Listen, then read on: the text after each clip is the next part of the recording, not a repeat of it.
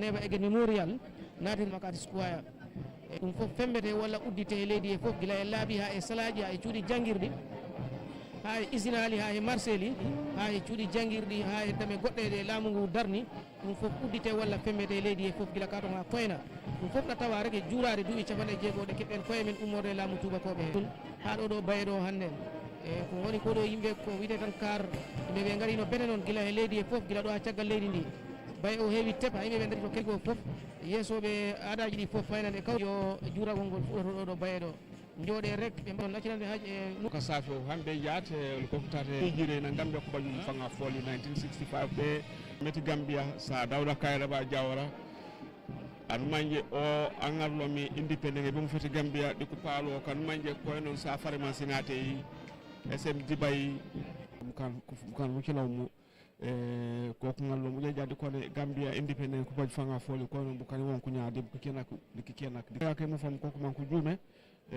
be e kande jammacaji bukana ko mon ko lakko e ko tenkun tek be ko be fay eti mo feti Sénégal Omaro Cissé ko jo mon ko mat di karu kana ko mo fumita Gambia ko buñay oto kanga funa fon manje femak di buroka ban manje bo Gambia kamni finki di burom no ko no pankawan manje bukana ko tu panku pare sidula tu kawan manje weti kiakan ni mi rego mi tate bala ko no fijim kan manje ko no sponsor school ni kan manje ko jombi banko jokmeti programme e jaati ko sponsor GATS man e kan anyama ko no mi Gambia Port Authority GPA kan ko ne Social Security Housing Finance Corporation ko kuramana o nyenali o tate de ko do kan manje ko ni pinias company na woli pour manko jokmeti e dépense kankan e GATS ko mo ko kampura ka boli anyama di furunga fulo li feti management e GATS wala ko baka saf kami fatiyade kami tentami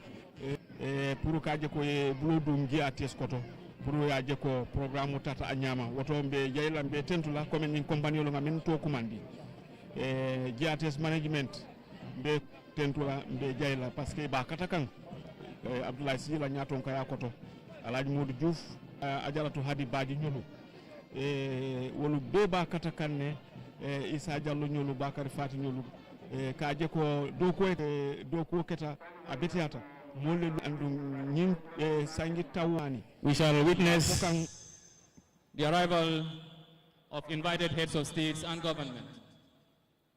Senegal, His Excellency Bassirou Diomaye of the Republic of the Gambia, His Excellency Mohamed B.S. Jallow. Sotata tembi anyata abetiata femma sabo ngani seno men soto ani kono ko kebe ekinyenga kenyani Bassirou Diomaye oka birambe ekinyenga igana kenya tan kembire watni warno programme no ondi ona stati sasa kundu watni gollu katama kasuke tampilo no nyorin kota kana nandi programme nyana di tan tuwa sa unde kengani kille kurumba kebe kengani o development ko orenya dingira no beno angat na digandi nga soro ngatni tila atenni ko mboyre ko ne sasa kun na gadi be dangot na daga daga liye nonu da killu ngada bare na do hinu tan boy awa daga na liye nonu ni awa safari en nonu ka ramane meke hakkar su don bi be gana ko tampinya ambire kala ko ara daga na liye no tokki me yara kental la nondi bi ma ngana ko mundu hono ngakaranga ke independent jura men no awa tele e jaban angat nan dina daga dingira ko batara no yerda anyeme no watni kun kiyen kenwa fana ay me harni bogo kundu serbe gani master of the ceremony kay ado soronga digami na kinyandi agana lo magamandi birambe na mare e Senegal jamanenga Kenya kasu hilli e sikino onyari nam ngiri e dingira tenkundu wante no gonde ken no gondi komena Allah tiga ado dahanyallini ko tego Gambia ga munyani menega katuni du kita ni du mara Gambia ga munyani menega katuna kuma on ka cenkuto dua Kenya le kega ga jamane ken gonde ado sagira undo jamane ke ju haramare mu wakile Kenya ne ke kota koy e ga katuna ke e jura sina so gana jura no rehni keme bara manya Gambia decoration be ga bare dingira ke giyande nyani ba makat squay mi mo nyani ba militaire num pare mo nyani ba police num pare mo nyani immigration num pare mo nyani ba prison police num pare mo nyani na daga wara PIU fofo gani na gani sidinde nga wandi hidi warangin jukutu isu do tan ken no gondi watni speaker nga ti of the Republic of Senegal, Mai Jakhar Faye.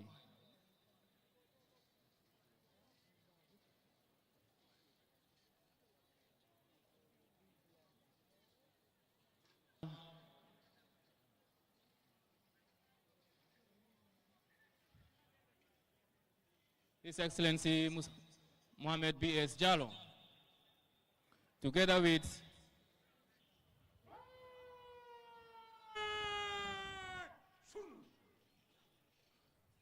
I now have the singular honor and privilege to announce the arrival of the President of the Republic of Senegal. Your Excellency, shall we all rise to welcome the President of the Republic of Senegal?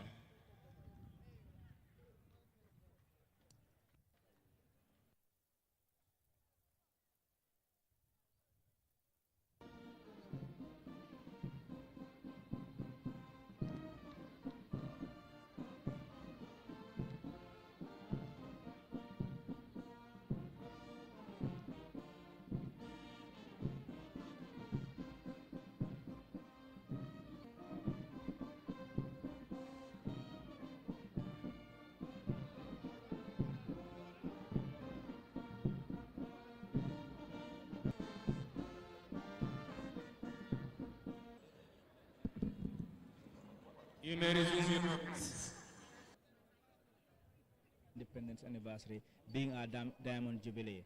This is an important milestone in the history of the Gambia, and the special relationship still continues. Well, we know none of them was ever in their might with their knowledge for Gambia to get in. Living now, who has been around at the time, was Honorable MC Cham. And the rest of them made their soul rest in perfect peace. But these are individuals who were selfless in determining that the Gambia and her independence. No, it is not a national anthem. And gentlemen, in a short while we shall witness, and this shall be followed by the arrival of the President of the. In the meantime, I agree more with you. Especially calls for reflection. His Excellency Basiri Jamal Bisa Unkola Saimbao Ningal Faflu Naradrong to Jan course Nadati. Na Fantiulu, Polisol, Immigration, Sojaro, na independent Olaka Mama Balke, Machu Nanyolo, Bella Kurka, civil society organizations, Wole Mulmayalan Kamanka Fantiolti, Wole Ilalu Ninjasify Wolu. General Kafnyoma Kakatafo, Nyolum Bekering, Nkanayan Kafrakale, Bao, Biente, Umulmia Salamalabur, Famati, Muamati, MC Cham, Baro Tomal Bay, will be Senebanko Bulu, Ado Mukuma Balte. You're Bekering, so Bekering, Baraba Kumalaka, Nakulo Fowl Frankan, Ninkadwe, but Bekering, Gala the Mill Drum, Bankunya Runkol, Ala Fukola, La Minimum Kolala, the Kula Yellow Muyan. Secretary ko Bao Gambia Gambia mo food lambang ko besewo wala kering tulo kan ren do ni para mo mo kala mo Bao so be kering sondong mun to wala mo naka bangko mo yalang ko iriwa nyeng asa iriwa sa chonka alal bang barna al fal mo kumul danku ila kuldi alala ila refanna ilonul ni karakul soto yo kaf nyoma afla dimbe Gambia senta woron ko la jube ko woto baloto mo ni proto ko kunna ila jiko de ngalal dro yele fanna yakara dro foti am be gulo abu gumbe gulo balo gato ko no banko balo jama be nyaburi nga fe dembe jonka adi wo ko to nyaare baw ne Gambia do ya jube e Gambia jube kilometre kemi lo fa mo salam ni kaw banko to ngata tongo ni ala kono fano juwe kilometer tanani amo man tambo tamanno janyame ibal na ko duwa don yono oto be ni ñi jirarobe kering to nya damen be mu sewoni altantolti adum ko wala be kering jang mo be sewore fantol be mini ne be tenkunde ngila alfalbe la kibalbe tam nya kandring yo mini la kaje ko be tra tek inshallah abla jumay fayfle danar na Sénégal ko le président jërëjëf Alaaji Bakary loolu bettu ñu na fa si ak ndokkale moom mi dafa ñëw pour ndokkale si na te moom it mu ngi ànd ak chief of defence staff ñoom ñaar ñooy njiiti soldat yi kenn ku nekk sa réew Alaaji Bakary fi mu nekk nii tey rek ñu ngi xaar président bu Guinée Bissau His Excellency Umaru Sissoco Embalo mooy bu accès rek du yàgg tuuti His Excellency président Adama Barrow ñëw xaar soo déggee ñu ne independence Bakary independence kat match pass a ko neexal de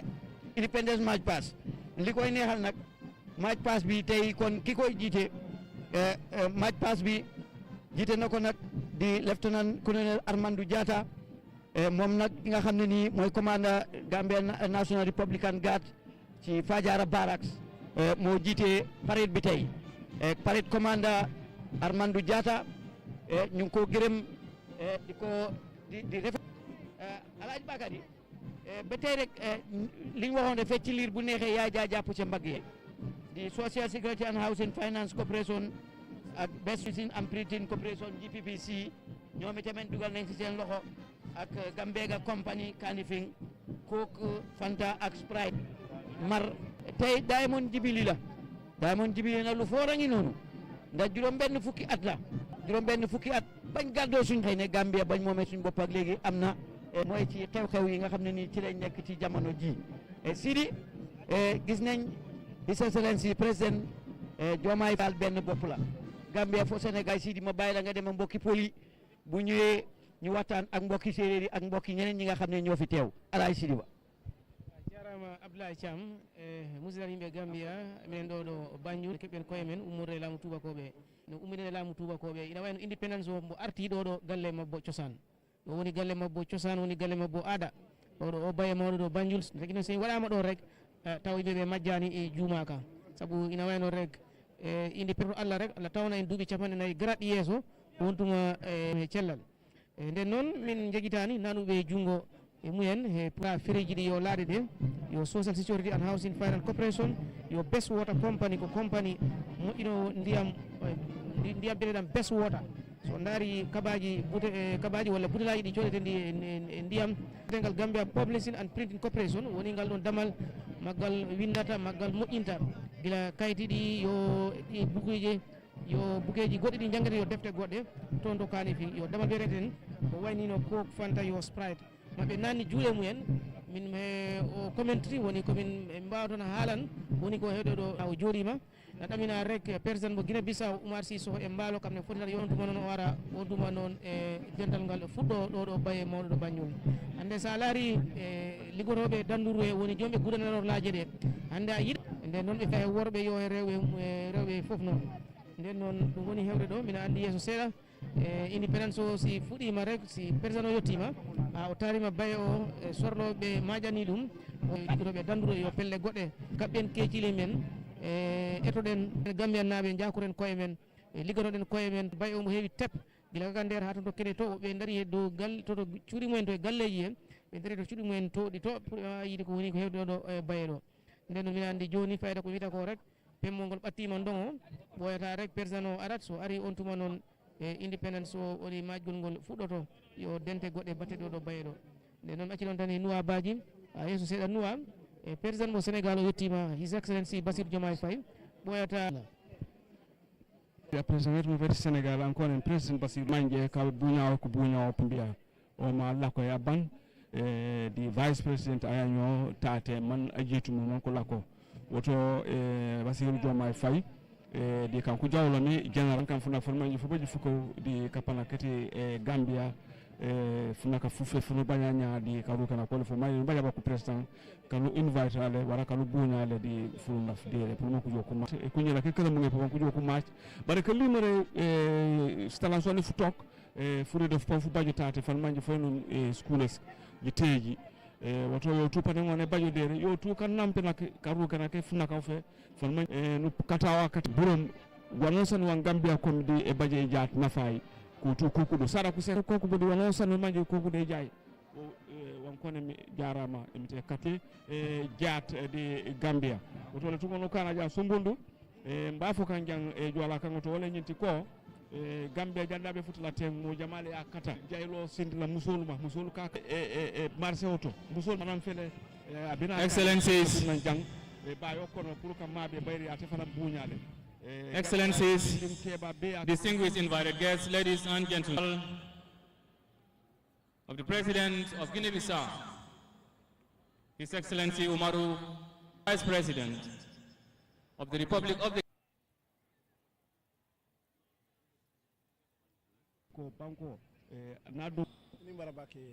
Proceedings here at the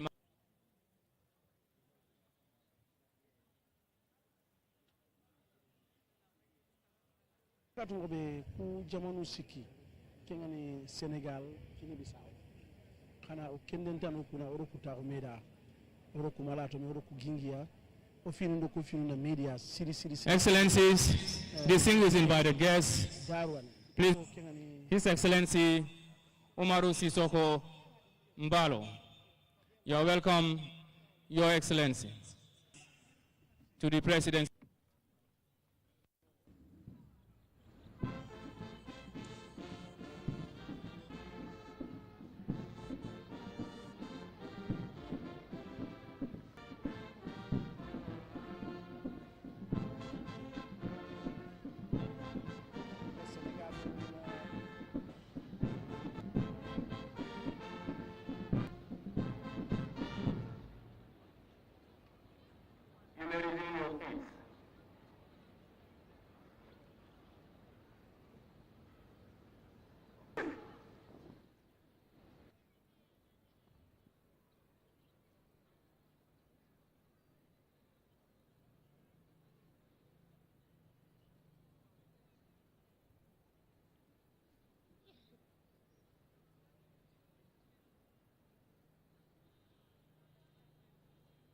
ke emenyiri kingani kambi agana kinye February gana daga ma kota tamuni ndo sewu ni mo gara ke kota jula le lingina le president of the Republic of the Gambia Mr. Aramaro Ari Mogonye Alaji Essa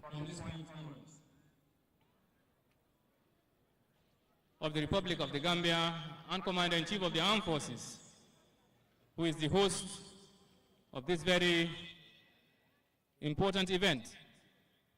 60 years under the theme development. After the arrival of His Excellency the President, the Gambia Armed Forces Band shall play us a rendition of the national anthem in uniform. Are expected to pay shall be given before we commence to lead us into we shall have a short introduction as to why we are here celebrating 60 years. This advance in review order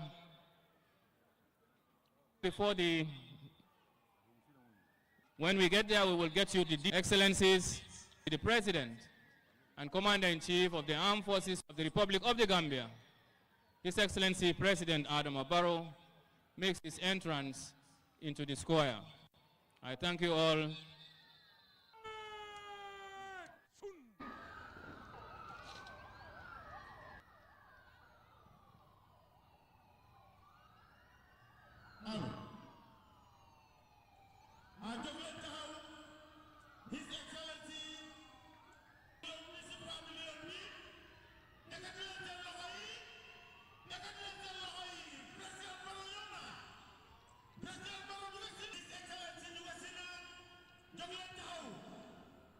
His Excellency Nugosina Joglen Tahu.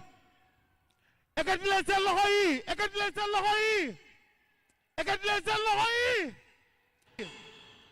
Tajulen His Excellency, tajulen ko. Jarama Your Excellency. Ekatilen sen loxo yi. Mu ngi ekatilen 60 years. Ci loxo mi. Tajulen President Barrow, tajulen ko.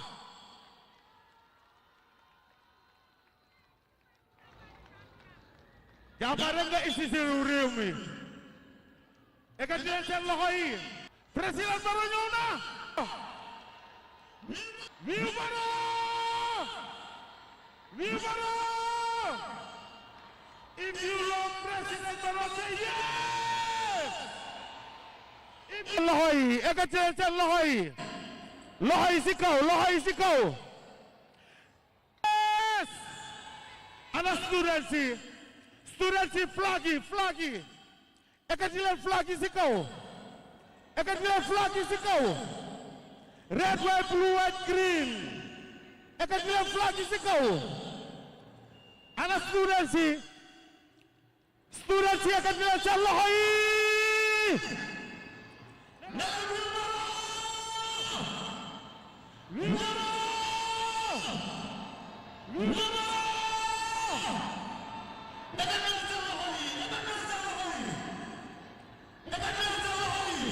Loxo yi si kaw.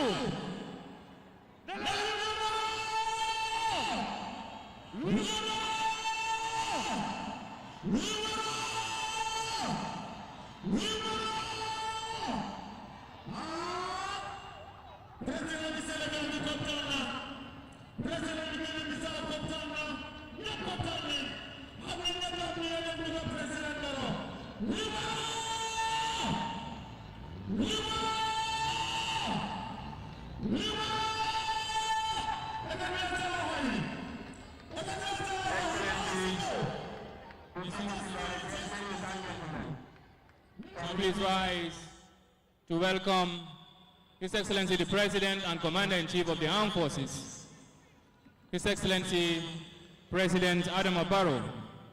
He is being received by the Vice President of the Republic of the Gambia, His Excellency Mohamed B.S. Jallow. You're welcome, Your Excellency.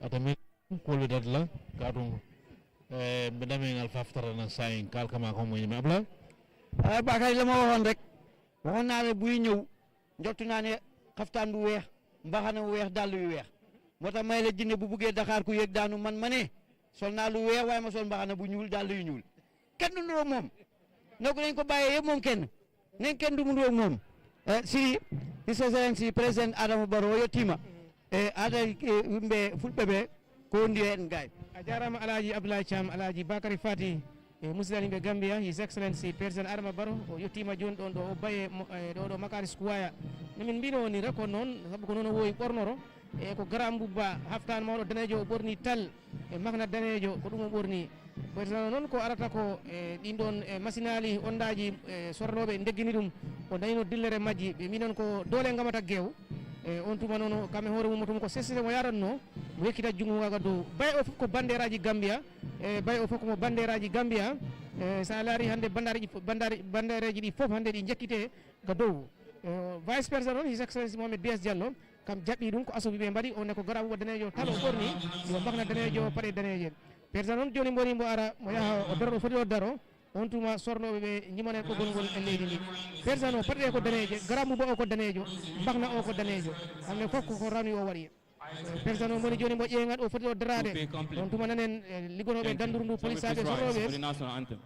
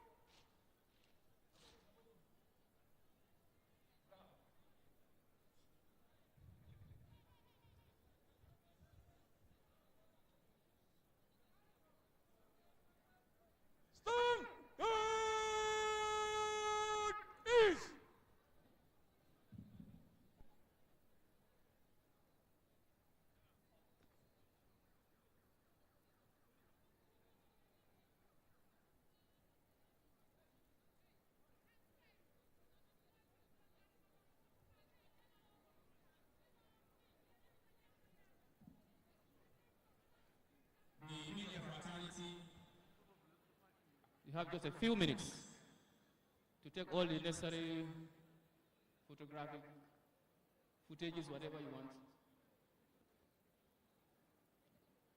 Okay. It is going to be coordinated by the Director of Press and Public Relations at the office.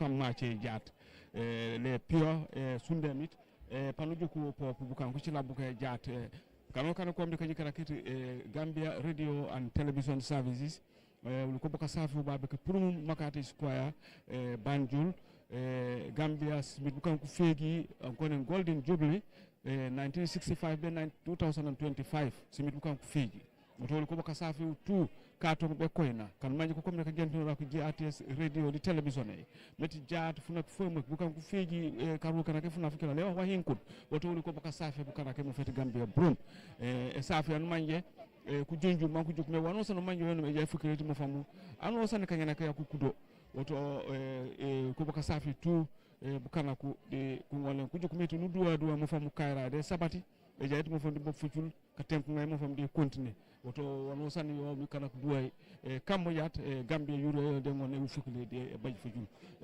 sumbundu afele president Barrow duntanan ani chocho ba mul wulta ya bolo ya welcome ku balem Gambia la sangi taworo amanki ka kan kuti be kunte Gambia ya katale Gambia mur ya katale ko ngafole Senegal be min be marché auto min be Dauda ibe bulobe dunne ko ya jeko Gambia afele furtina bi tembo mento kayro ni yurwa ngamin soto ala tentu wala ala tentu bale woti woto min ta fengo fenkera ka may ko dire la pour ka foy ko sañ president Barrow natal ka fuñu malu president min yalon ko ay invite ay be kontonne Excellencies, so ni ala sonta ma to be wol gelare atemela sumbundu.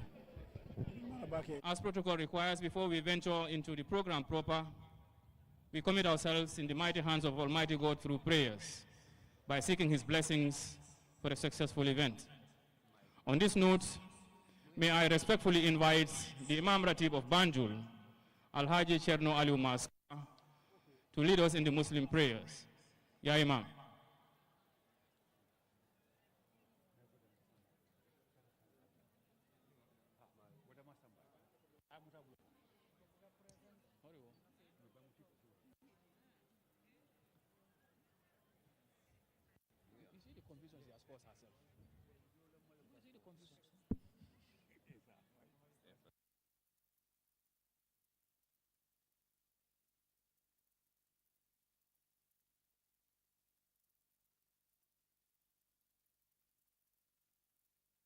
taxuranga sasa kundu ara korame mutu kendo president mukuru be tanu gadi do man sakundanu benu angat na jamanu benu igara so ifara na ki katoy abira nan li tawro ke ko tan on kemen ke independent celebration yakun security chief no tangandem pour la khini manko iswaire khune angat nanti Gambia tan menchine njurande independent nyane ko gara ko mo be halle no la junu baji yagaru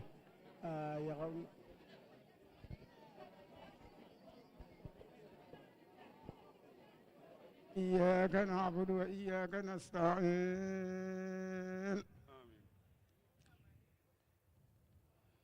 اهدنا الصراط المستقيم صراط الذين أنعمت عليهم غير المغضوب عليهم ولا الضالين آمين ربنا تقبل منا أنت السميع العليم وتب علينا يا مولانا إنك التواب الرحيم ربنا هب لنا من أزواجنا وذرياتنا قرة أعين واجعلنا للمتقين إماما ربنا اغفر لنا ولإخواننا الذين سبقونا بالإيمان ولا تجعل في قلوبنا غلا للذين آمنوا ربنا إنك رؤوف رحيم اللهم اجعل بلادنا غامبيا بلدا آمنا مطمئنا يأتي رزقا رغدا من كل مكان ونجنا من كل بلاء وقلاء وطاعون وسنا ووباء تعين من ذنب ذلك بلادنا خاصة بلاد المسلمين عامة حرمة اللهم صل على سيدنا محمد الفاتح لما أغلق والقاتم لما سبق ناصر الحق بالحق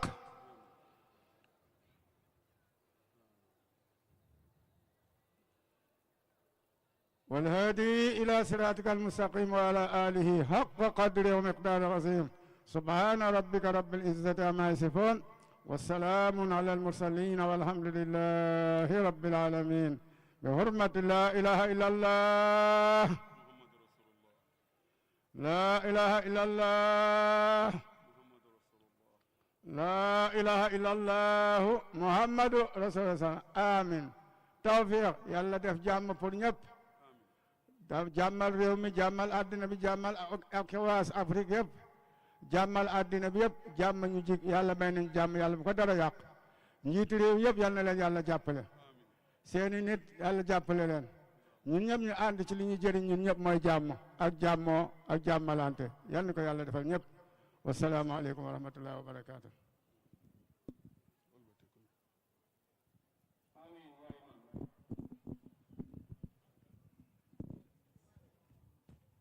At this juncture, invite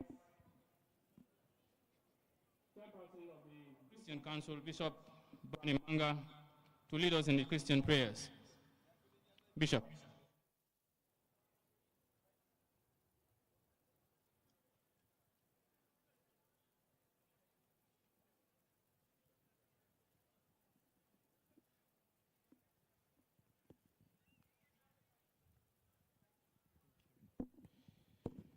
Please may we continue in prayer. Great God of nations, we bless your name for the gift of the Gambia. We bless your name for all who have participated in making us an independent nation. On this day, as we celebrate 60 years of independence, we pray that you will lift up your hand concerning this nation, that this nation will continue to enjoy peace, progress, and prosperity. We pray that in our celebrations today, that you will be present by the power of your Holy Spirit, that in its beginning, continuing, and ending, it will be to your greater good and glory, and for the blessings of this nation and her people.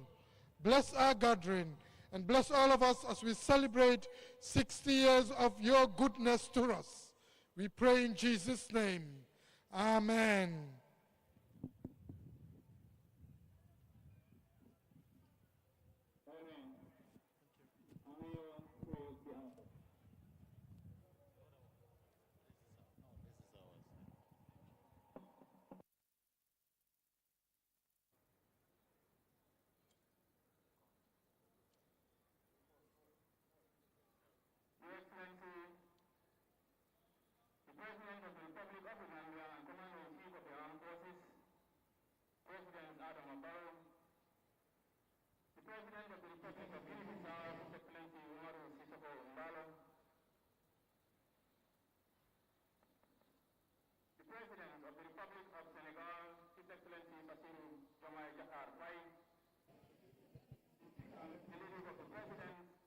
Republic of Sierra Leone, the representative of the President of the Islamic Republic of Mauritania, the Minister of Defense, Your Excellency the First Lady, Madam Fatimata Barrow, Your Excellency Lady Sadio Barrow, Your Excellency the Vice President, Mohamed B.S. Jallo, the Honorable Speaker of the National Assembly, His Lordship the Chief Justice of the Gambia, Her Lordship the Mayor of Banjul, Madam Rohi Malik Low, Excellencies, former Vice Presidents here present, the Secretary to Cabinet and Head of the Civil Service, Honorable Cabinet Ministers, Honorable Members of the National Assembly and Members of the Judiciary, Excellencies, members of the Diplomatic and Consular Corps, the National Security Advisor, and other advisors to His Excellency the President, the Chief of Defense Staff of the Gambia Armed Forces,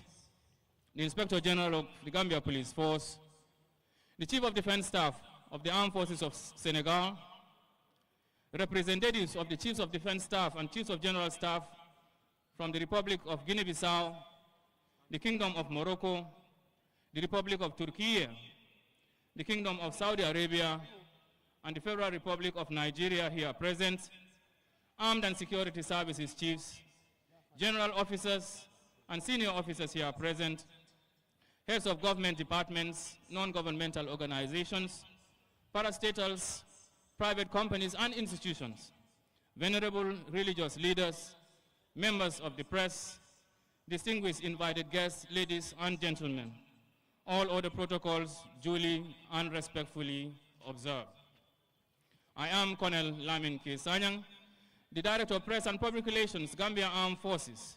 It is indeed an honor and a rare privilege to serve as your Master of Ceremony for this great August occasion, marking the 60th Independence Anniversary, which is the Diamond Jubilee Celebrations Parade of the Republic of the Gambia. I am ably assisted by Captain Kemo Kanute of the Gambia Armed Forces Public Relations Directorate and support staff from the Directorate of Gambia Armed Forces Communications and IT, and also the Gambia Telecommunications Company, GAMTEL. On behalf of the National Organizing Committee, I would like to welcome you all to the Makati Square in Banjul on this fateful Tuesday, the 18th of February 2025. We are gathered here to celebrate, honor, commemorate, reflect, and as well pay homage to a day and an event that shaped the course of history in the Gambia and the world at large. On this day in 1965, the Union Jack was lowered and the Gambian flag was hoisted to mark the birth of a new nation called the Gambia. On this day, the Republic of the Gambia joined the great family of free nations as an independent nation and free people. Hence, the 18th of February is set aside each year as a national day in the Gambia to celebrate, reflect, and honor this fateful day when the chains of bondage and colonialism were broken and the Gambia became a nation of free and dignified people. At independence, it had been made clear that the Gambia is now the free homeland of the Gambian people, and that as a country liberated from the colonial yoke, it had rights. And these rights are the rights to sovereignty, territorial integrity, political independence, and unity. Excellencies, distinguished invited guests, ladies and gentlemen, at independence in 1965, the new nation called the Gambia, which to some was going to be an improbable nation, declared that it bears no allegiance, obedience, or adherence to any foreign power or state, that only the sovereign people of the Republic of the Gambia have the right to determine who is to lead this country and how it is to be governed, and that no foreign power or state has a right to determine who is to lead our country and its manner of government. On this day, the Gambia and her people, armed with faith and hope in the spirit of progress and peace for a greater nation, embarked on this historic journey in search of socio-economic development and growth. 60 years on, as we celebrate this Diamond Jubilee today, the Gambia can boast of ultra-modern infrastructure, such as an airport, state-of-the-art hospitals, excellent road networks, a modern university, a wide range of home-trained as well as internationally trained doctors, lawyers, and professionals in diverse fields. This Diamond Jubilee is not just a celebration of our past, but a affirmation of our commitment to a future filled with promise and prosperity.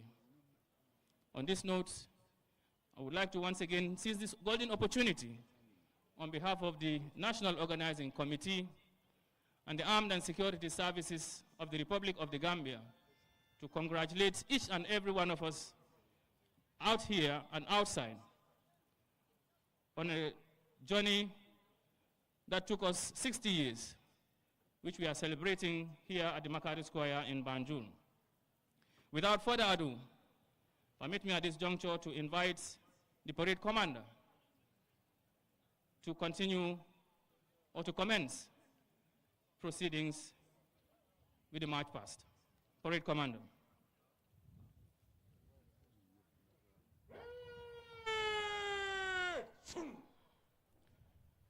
The parade commander will now invite His Excellency the President and Commander-in-Chief of the Armed Forces, His Excellency President Adama Barrow, to inspect the forces on parade. Thank you.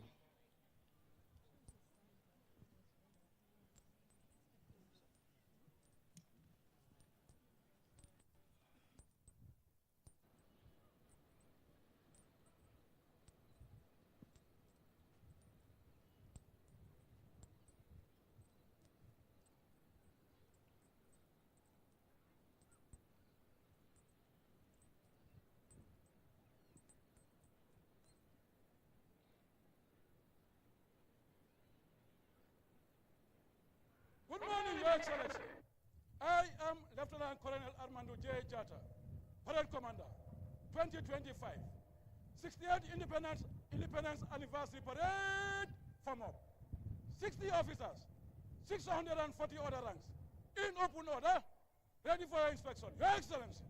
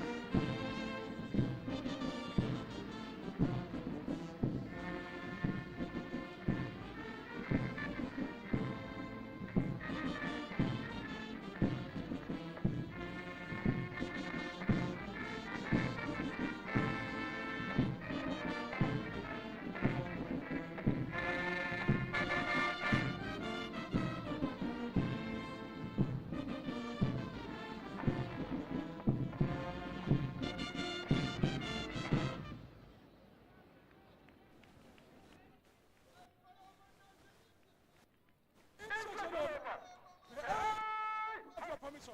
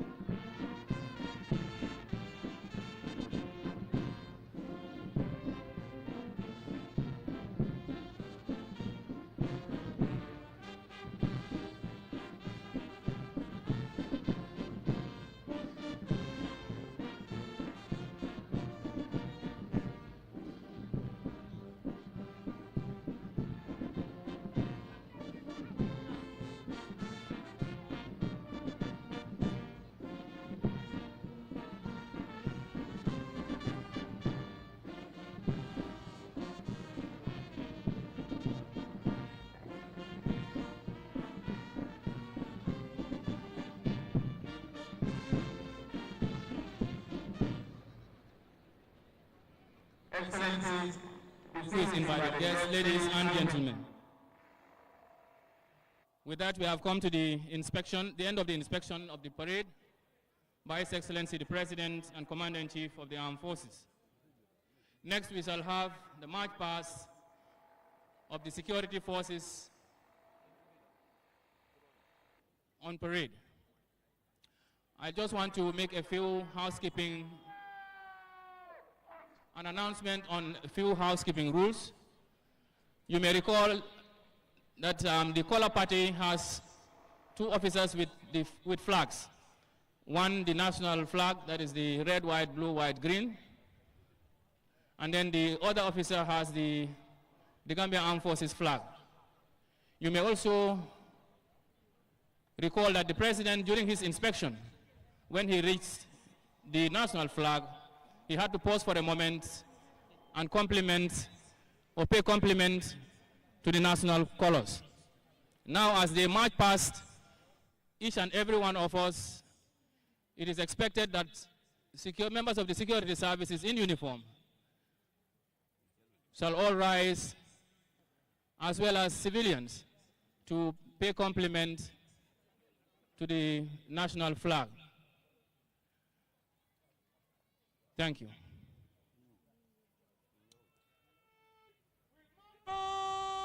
In slow and quick time. Advance in review order. By the center. Slow march.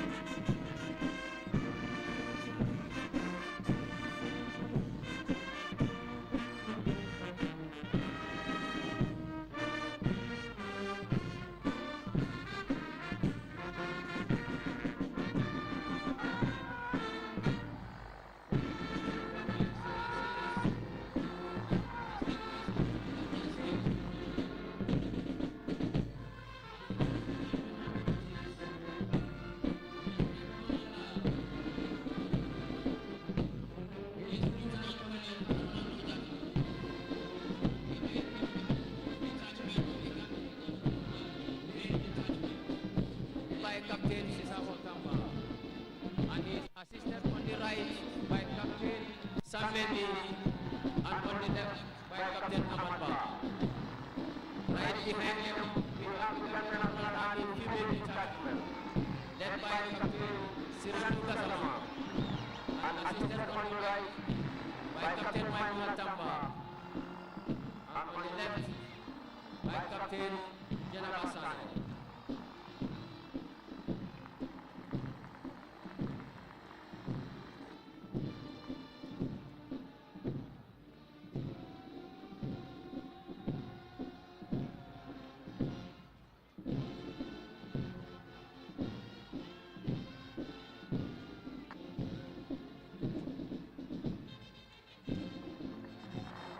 By Captain Pirandu Kajama, and assisted on the right by Captain Maimuna Tamba.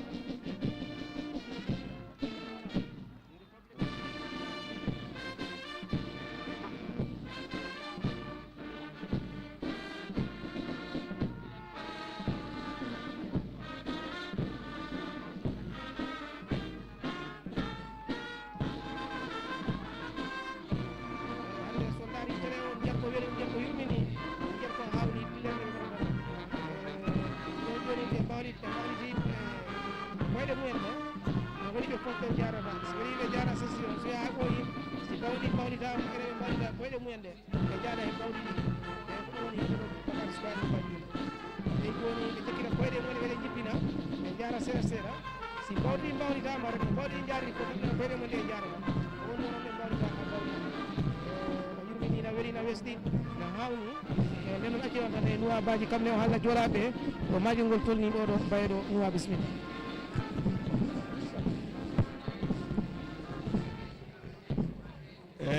match pass ju Kenya enye kupuli national army immigration fire service Gambia Police Force, Gambia Revenue Authority, Koko Nyare Mache, Jat Dere, Funaka Special Day, Golden Jubilee, 60 years Gambian, Nampaju Fanga Foli, Ya Ejawekila Yoko Boya Mache, Police Band Kurumbe.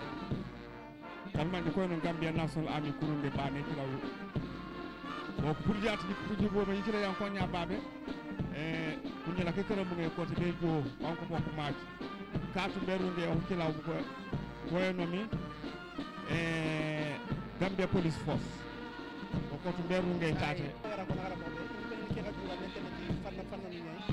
sasa kundo wa gemu match paske Roma akemu na talla aldimondi na nyakota yangat na sikota be selinga to kasimire dai kenni ga yangat na diga rubelu ga uniform no andi ngena yagaru ko compliment lenki baski wadi kare wadi yigulla ho go munyi sikkenga ila ho go munyi nandanga tengu batte no yagare la tekela bari wadi lenki yagaru kunya jarindo nyei wadi ma sha Allah parel commande ni yogoni yagaru nyei yera kunne hibenu gara imman ka mutu ngautu jiare kengani Gambia Revenue Authority, Gambia Navy, nanaga warati Gambia Immigration Department, nanaga warati Gambia Fire Rescue Service, nanaga warati Gambia Police Force, kendo fanna gabe nanaga warati Gambia Armed Forces, wadni kungu wadni higanai kungal lake bar lengi ya haru nyimena kana ngawutu anda dalana igana mat paske bari nasmana njiri na mara hankatu tambide do katto nakati warni sere ken kay katakane bari ke hakati ya garin jibi uniform no gonde wadni mukabe kenyan tawi birambe ti makat square ran kunne wadni ke hakati dadala nagari tokis nuku hibenu gati tokis nuku la dam ko dakhe gani ko garna ndika hoyi na loko dake dalla lungo dangani parce que ko tani birambe angana mukke gangu agari nyimanga wadni ken alhamdulillah hi goren amanya nan dego gambia ga do ke television ka hore banane ran kunne wadni television ka hore tano gido jaman cellanga na liye ran kunne odi warna ndika hoyi birambe na ke ko da jura kengani independence celebration ke sasa kundu kemmo ko nambe be ganyari ganninga angat nan di ministre ngai parenga makinga ti tanga nempo la kontrol na gane no nan nan dey walla camera ko ngasiko dingiran do men jwa barke killa gamanya GRT se ga na gane no ndi ay da su sigin sella nya asu gara sigiran kita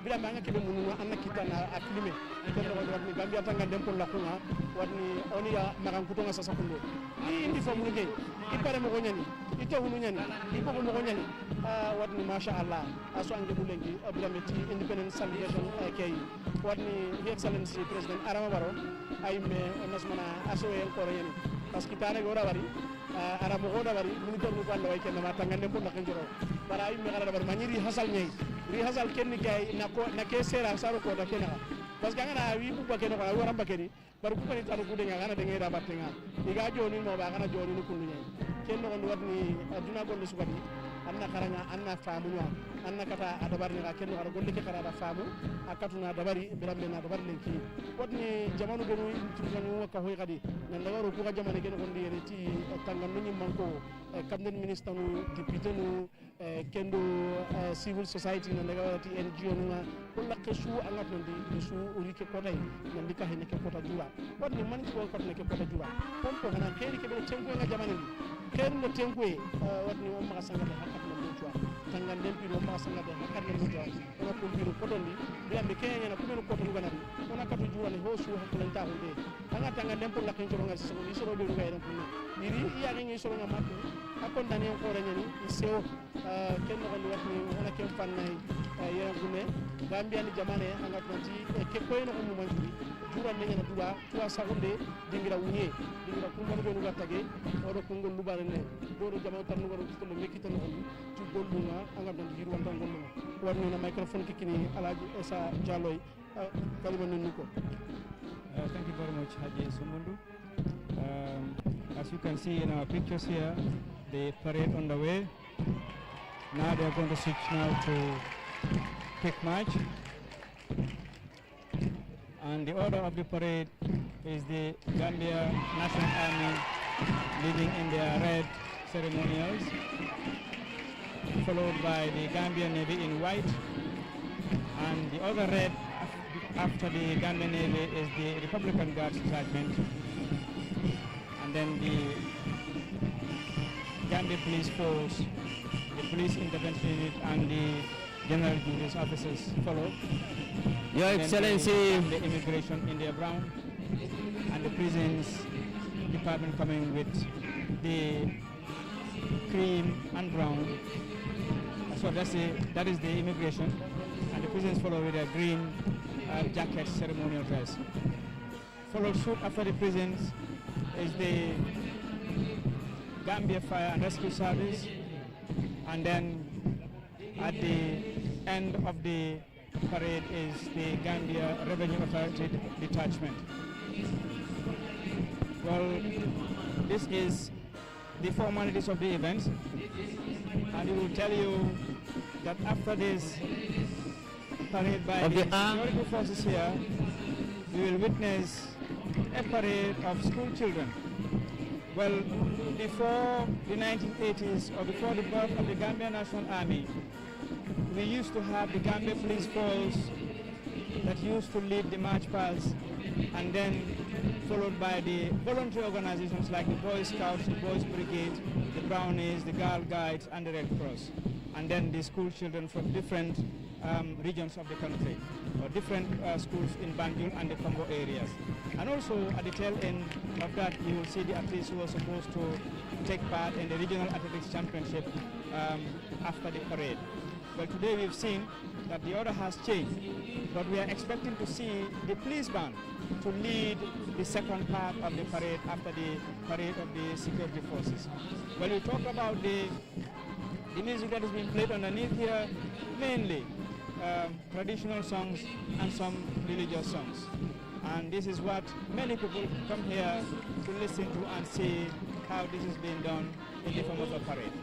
But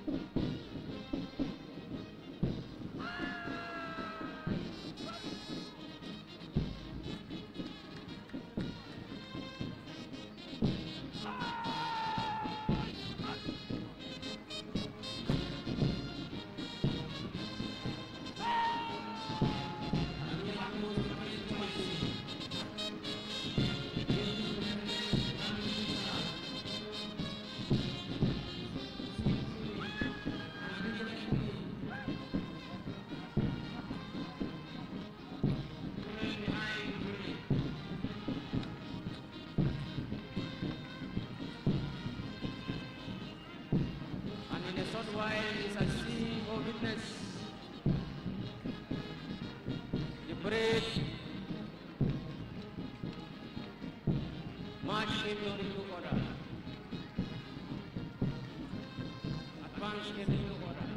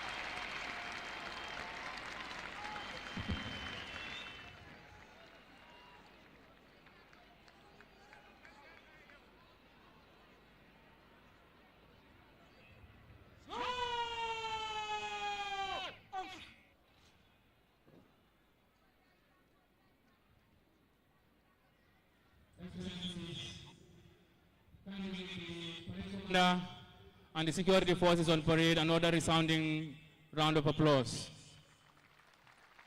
for the spectacular display of drill and march. But that is just the tip, because as they have turned their backs now, there is more in store. Stand by.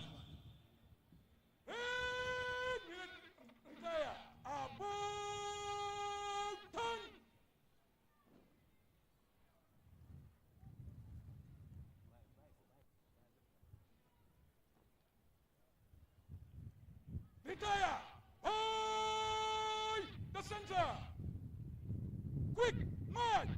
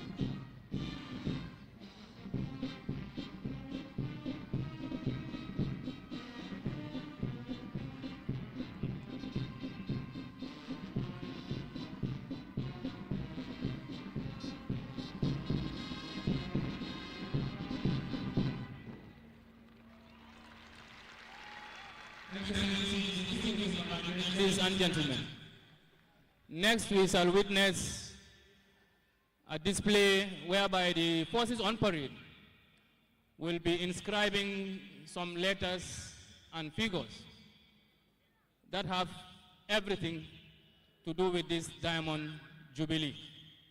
We would crave the indulgence of the media houses with the drones so that they can get us very good aerial footage, because the letters that they will be composing can only be visible from the air. Thank you.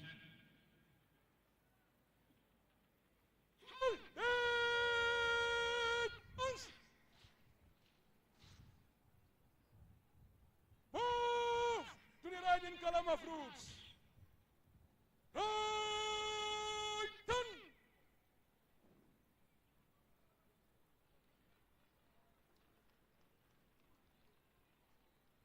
Onto your letters and numbers. By the left. Quick march.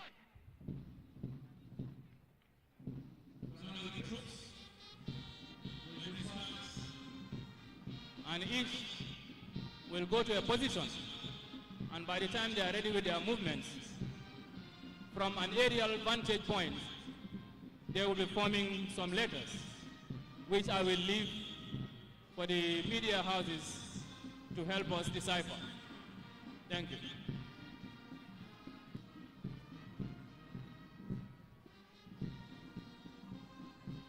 The letters will be read from left to right.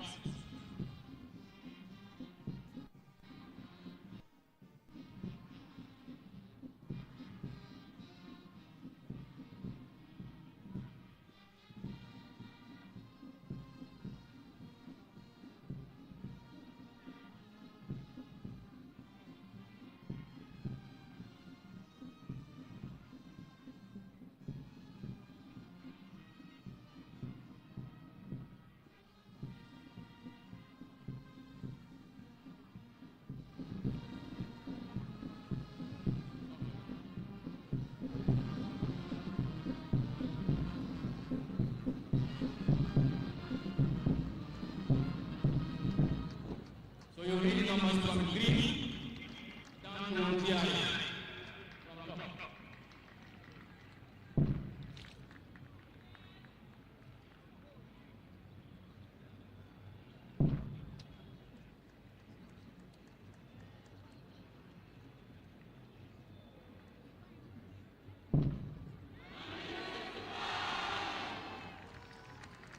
That's 1965.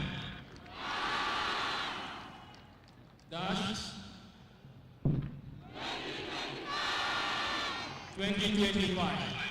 So from aerially, His Excellency. So from top to the green, from the green, that is the National Army, down to the GRA, the aerial footage will show us the figure 1965-2025. They will now take us to the next drill.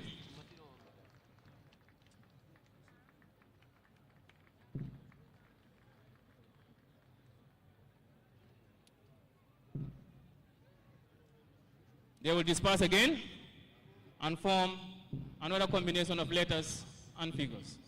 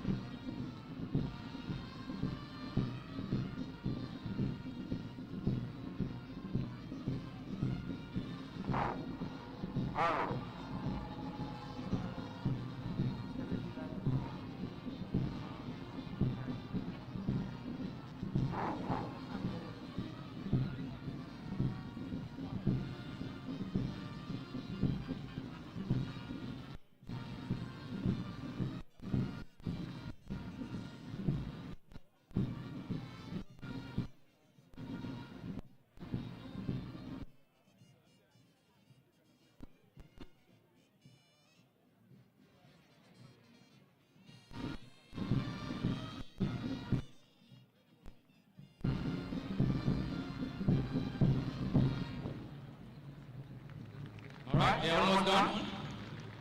So aerially, what do we see?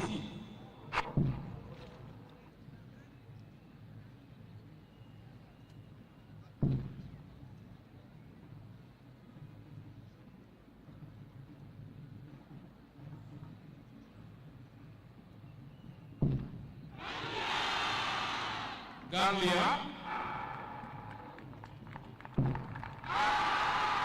At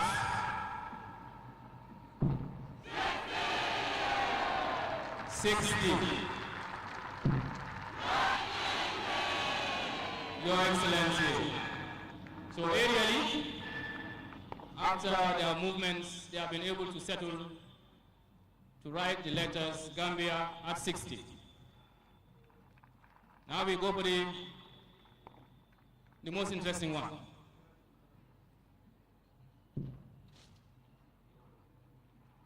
Now they will move back again and then compose another design. Or is it a color, or a letter, or a figure?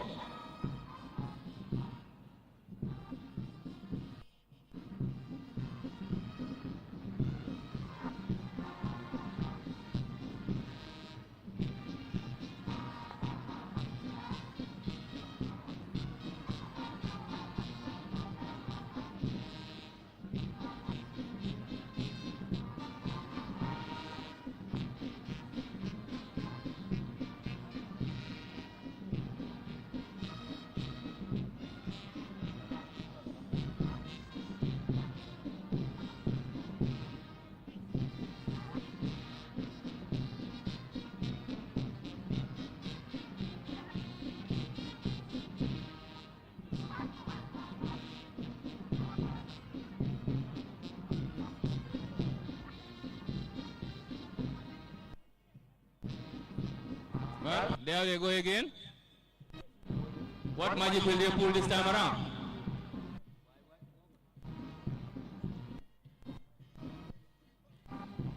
Are they we're going to form or compose a letter or a number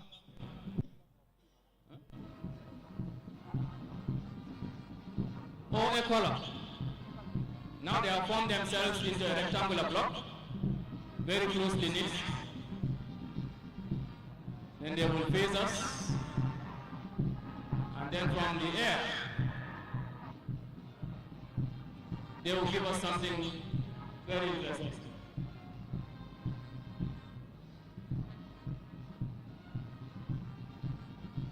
It's not that color you are seeing on the screen, because that color is not it. There we go. This one will be from towards the pavilion, coming down to the presidential dais. So you read from that, up, down. So they are bringing out something from their pockets.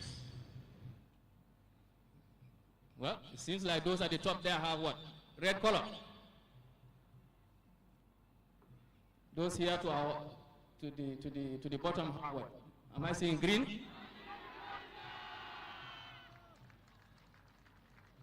It's a red, white, blue, white, green. That's the Gambia flag there you have.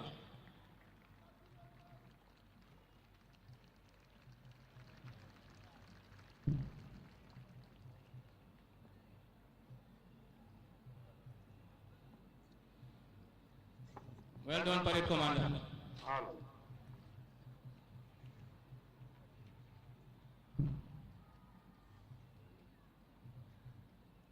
Now they will go back to where they left off to join back their various detachment commanders and the parade commander.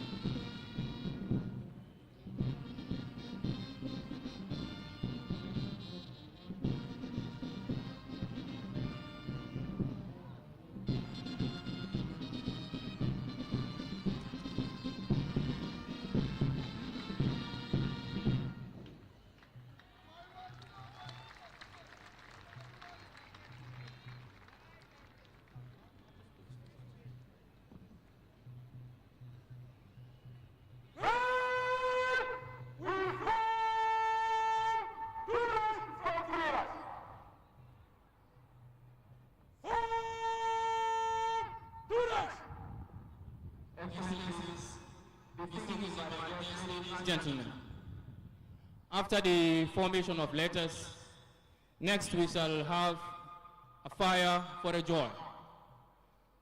For a medical personnel, your instrument is the needles, the syringes, the stethoscope. For the electrician, you have your toolbox. For us men and women in the profession of arms, our equipment, our weapons, our arms and ammunition. So each of these professions have a way of expressing joy in commemorations like this. So for this occasion, these troops on parade will be firing for a joy. This is a mark of high respect and compliment to a sitting head of state or a sovereign.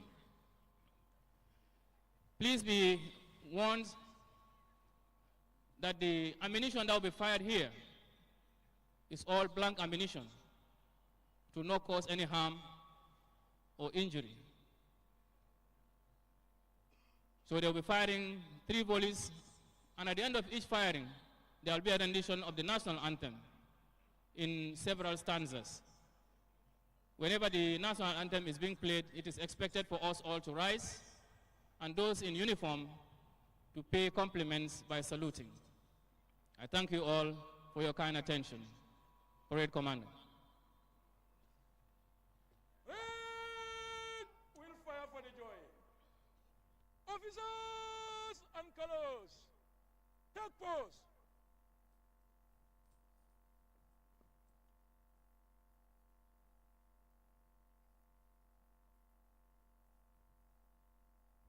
Stand in load.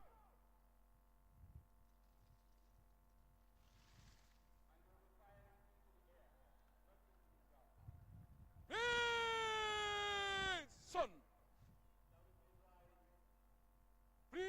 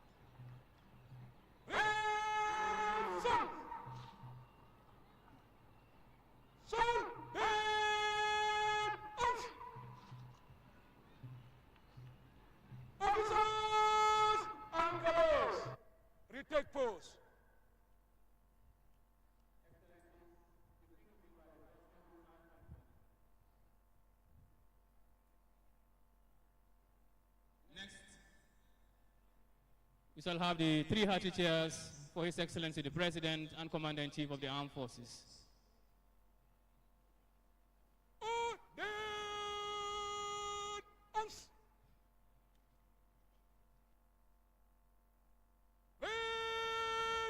We remove headdress. Remove headdress.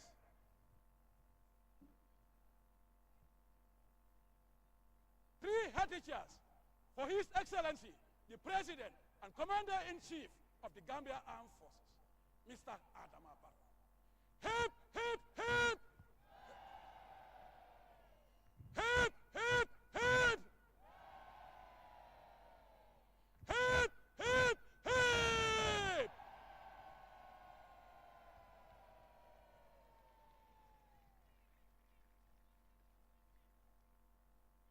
Red! We replace headless. Replace headless.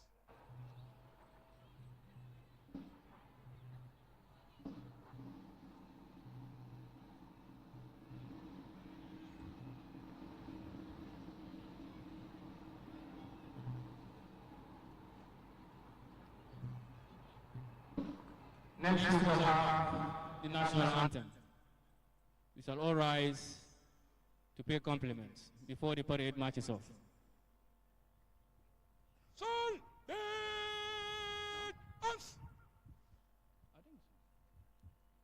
Red! We reform 3 ranks from 2 ranks. Form 3 ranks.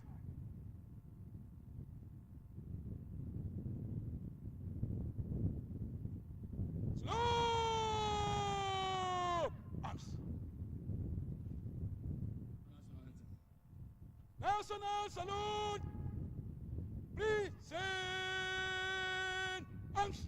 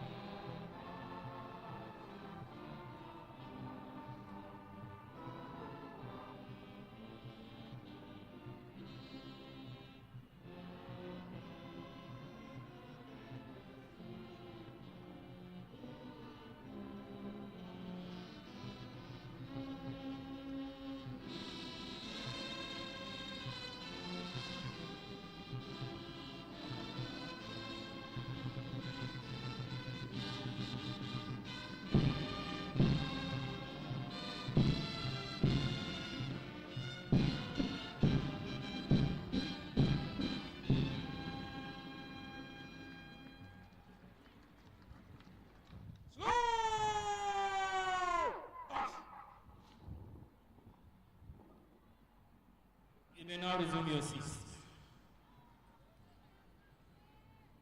Next, the commander will march forward to seek His Excellency's permission before he marches with the troops on parade.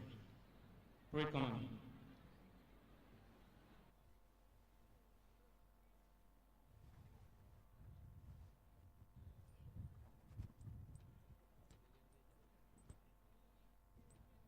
With that, we have come to the end of the march past of the forces on parade. Next, we shall witness a march past of the school children and other voluntary organizations in Gambia, to be led by the Gambia Police Force Band. Once again, on behalf of the National Organizing Committee, we would like to thank you most profoundly, and we hope March past in slow and quick time. Advance in review order. Drill display. Fire for the joy and 3 hearty cheers. May I have your permission to march off the parade, Your Excellency?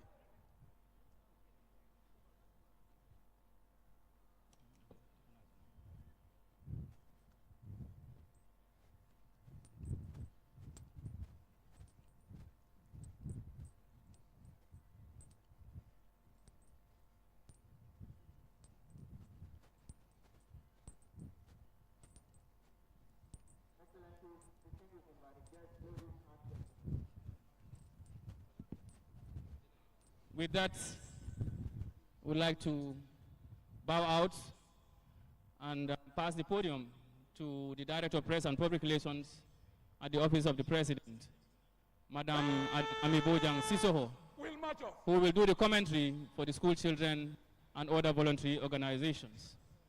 Until we come your way, once again, I am Colonel Lamin K. Sanyang, the Director of Press and Public Relations, Gambia Armed Forces. Congratulations. Move to the right in column of routes. Right, done.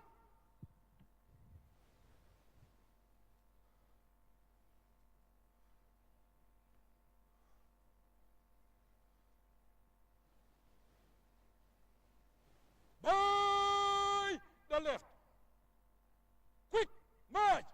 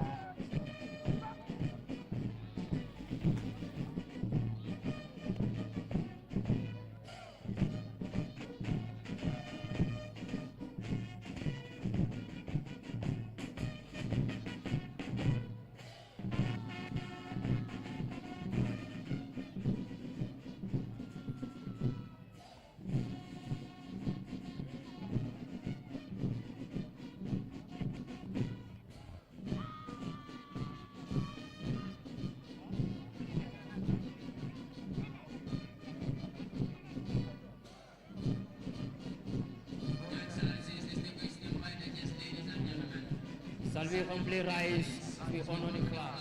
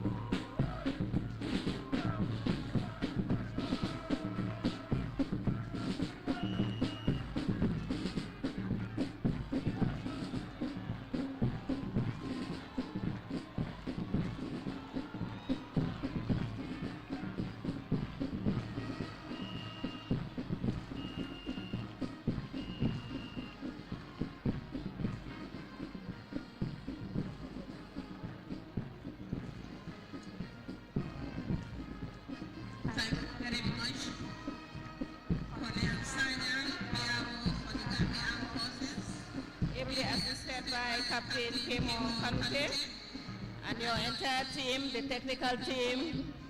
We thank you all for that wonderful commentary. Excellencies, distinguished guests and invitees, allow me to stand on the existing protocols already mentioned by Colonel Sanyang. We are here to celebrate our Diamond Jubilee, and today, for the march past by voluntary organizations and school children, we have 5 voluntary organizations. That's the Scout Band, Boys Brigade, Girls Guide, Red Cross, and the regional athletes. However, we'll have 70 lower basic schools who will also be marching, along with 46 upper basic schools. Also, we have 34 senior secondary school children who will be here to march with us.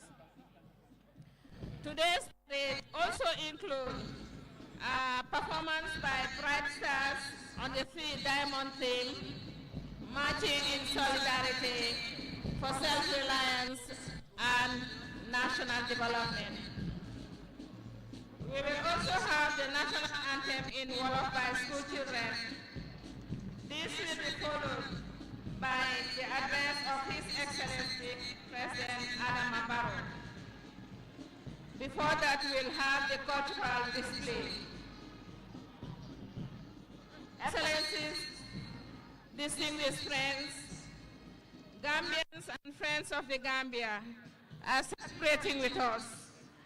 And some in our embassies around the world are also celebrating. However, distinguished guests, boys and girls, today is historic because our friends from the Turkey military are also here to do a performance that is by the Ottoman Mehva. Today's parade will also be followed later in the day by the Interregional Athletics Championship for the lower basic school, which will take place at the Serekunda West Mini Stadium. Before we continue, we also remind you that later in the evening, there'll be a wrestling contest in these very grounds. So come and see what will be displayed this evening.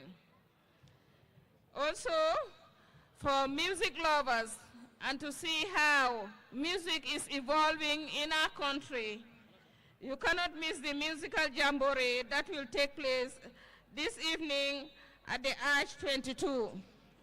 So it's a whole day's program, and also most part of the night will be part of the celebration. On the theme, self-reliance, is a concept of hard work, and whatever support comes will be to complement what you are doing as citizens. Any country that has developed, that development is led by the citizens of the country. Therefore, after 60 years, we Gambians are more determined as ever, like our 18 forefathers and the mother, Rachel Palmer, the only female among them, who negotiated our independence and self-rule in 1961 and 1964, respectively. Distinguished guests, excellencies, ladies and gentlemen, this colorful parade here today will be a memory one for many of us.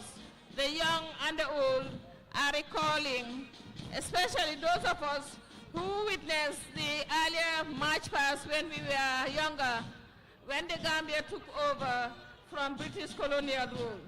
It is memorable, emotional, and it's very touching. However, at the end of the day, we must move on by working hard to be more sustainable with our national development efforts, and also to ensure that we strive harder to make sure this country develops further. Today's March Past, mbokk yi ñu nuy leen di leen sargal di leen wax ne tey bés bu maagal ne juróom-benn fukki at di ko maagal loolu du caaxaan dafa wone ne liggéey bu rëy am na si gannaaw am nañ fi kilifa yoo xam ne nag ñoo fi teewe tey bokk na ci ki nga xam ne ñooy gani président His Excellency Adama Barrow di ganam yi président Omar Embalo nga xam ne mooy président yi Guinée Bissau ak ki nga xam ne mooy président yi Sénégal His Excellency Bassirou Diomaye Faye moom it mu ngi fi waaye tamit ki nga xam ne mooy président yi Mauritanie yónnee na fi ndawam di Minister of Defence pour mu ñëw teewel ko fi Sarayong tamit ki nga xam ne mooy seen président yónnee na Speaker of seen National Assembly mu ñëw teewel ko ci bés bi bokk na ci ñi nga xam ne ñoo fi nekk tey di kilifa yi nga xam ne suñu gan lañ bokk na ci di Amir of Kano moom it mu ngi fi pour ñëw teewel bés bi taaral bés bi bokk na ci di ñi nga xam ne ñooy kilifa yi bu ñi nga xam ne ñooy suñ former vice président yi ñoom ñëpp a ngi fi ñi nga xam ne ñooy suñ ministre yi ñi nga xam ne ñooy liggéey si nguur yi si wàlli luwaa bi di gaay judiciaire yi ñi nga xam ne ñooy suñ député yi di National Assembly alkaali yi chef yi kansulo yi ñi nga xam ne ñooy mayor gouverneur yi ñoom ñëpp a ngi fi lii dafa wone ne bés bi dafa wone ne tey bési Gambia la kola biñ gis mooy ne red white blue white green loolu lañ gis mooy suñ bés kon ñun ñëpp ñoo ko bokka mu ngi fàttaliku rek ne ñi nga xam ne ñooy njiiti réew yi li ñoo liggéey du mun a sotti si doomi réew mi taxawut kon ñun ñëpp dañ am taxawu ren li ñoo waxtaanee lu am solo la ñu ne ñu moom suñ boppa waaye tamit ñu mun suñ boppa suñoo mun suñ boppa nag dañoo war a liggéey takku liggéey ba gis ne lépp lu ñuy def ñu amee ci njëriñ waaye si takku liggéey boobu ndimbal lu la ca fekka ñu ne la jërëjëf waaye dafa fekka yow takku nga liggéey réew mu sa yokku ñi ñuy ñees si biti ne dañ yokku seen doomi réew yi ñoo jóg gis ne ñu ngi liggéey réew mi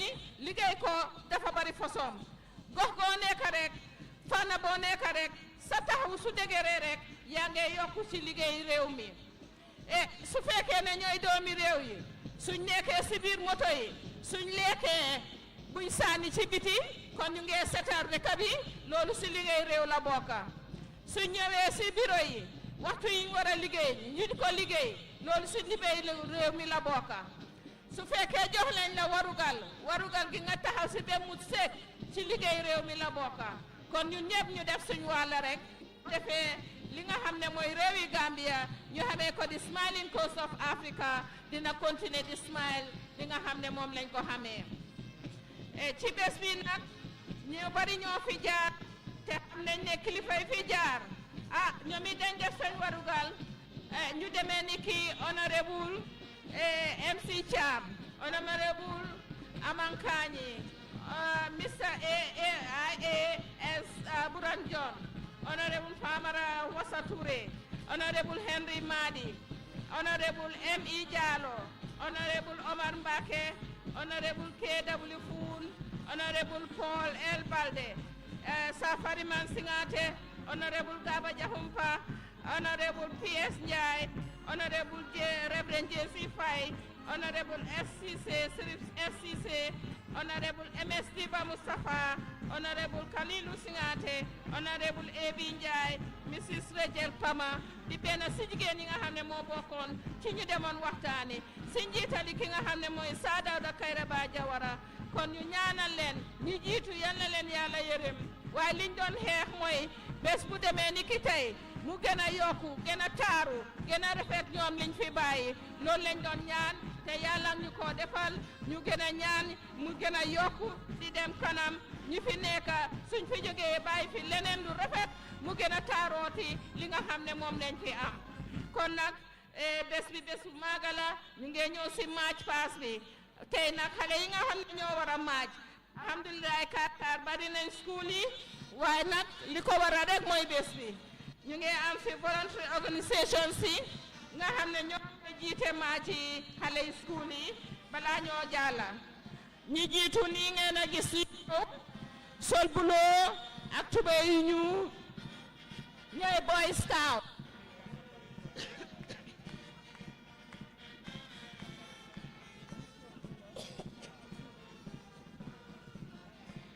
Can I have photo? Boy Scout ñu ngi display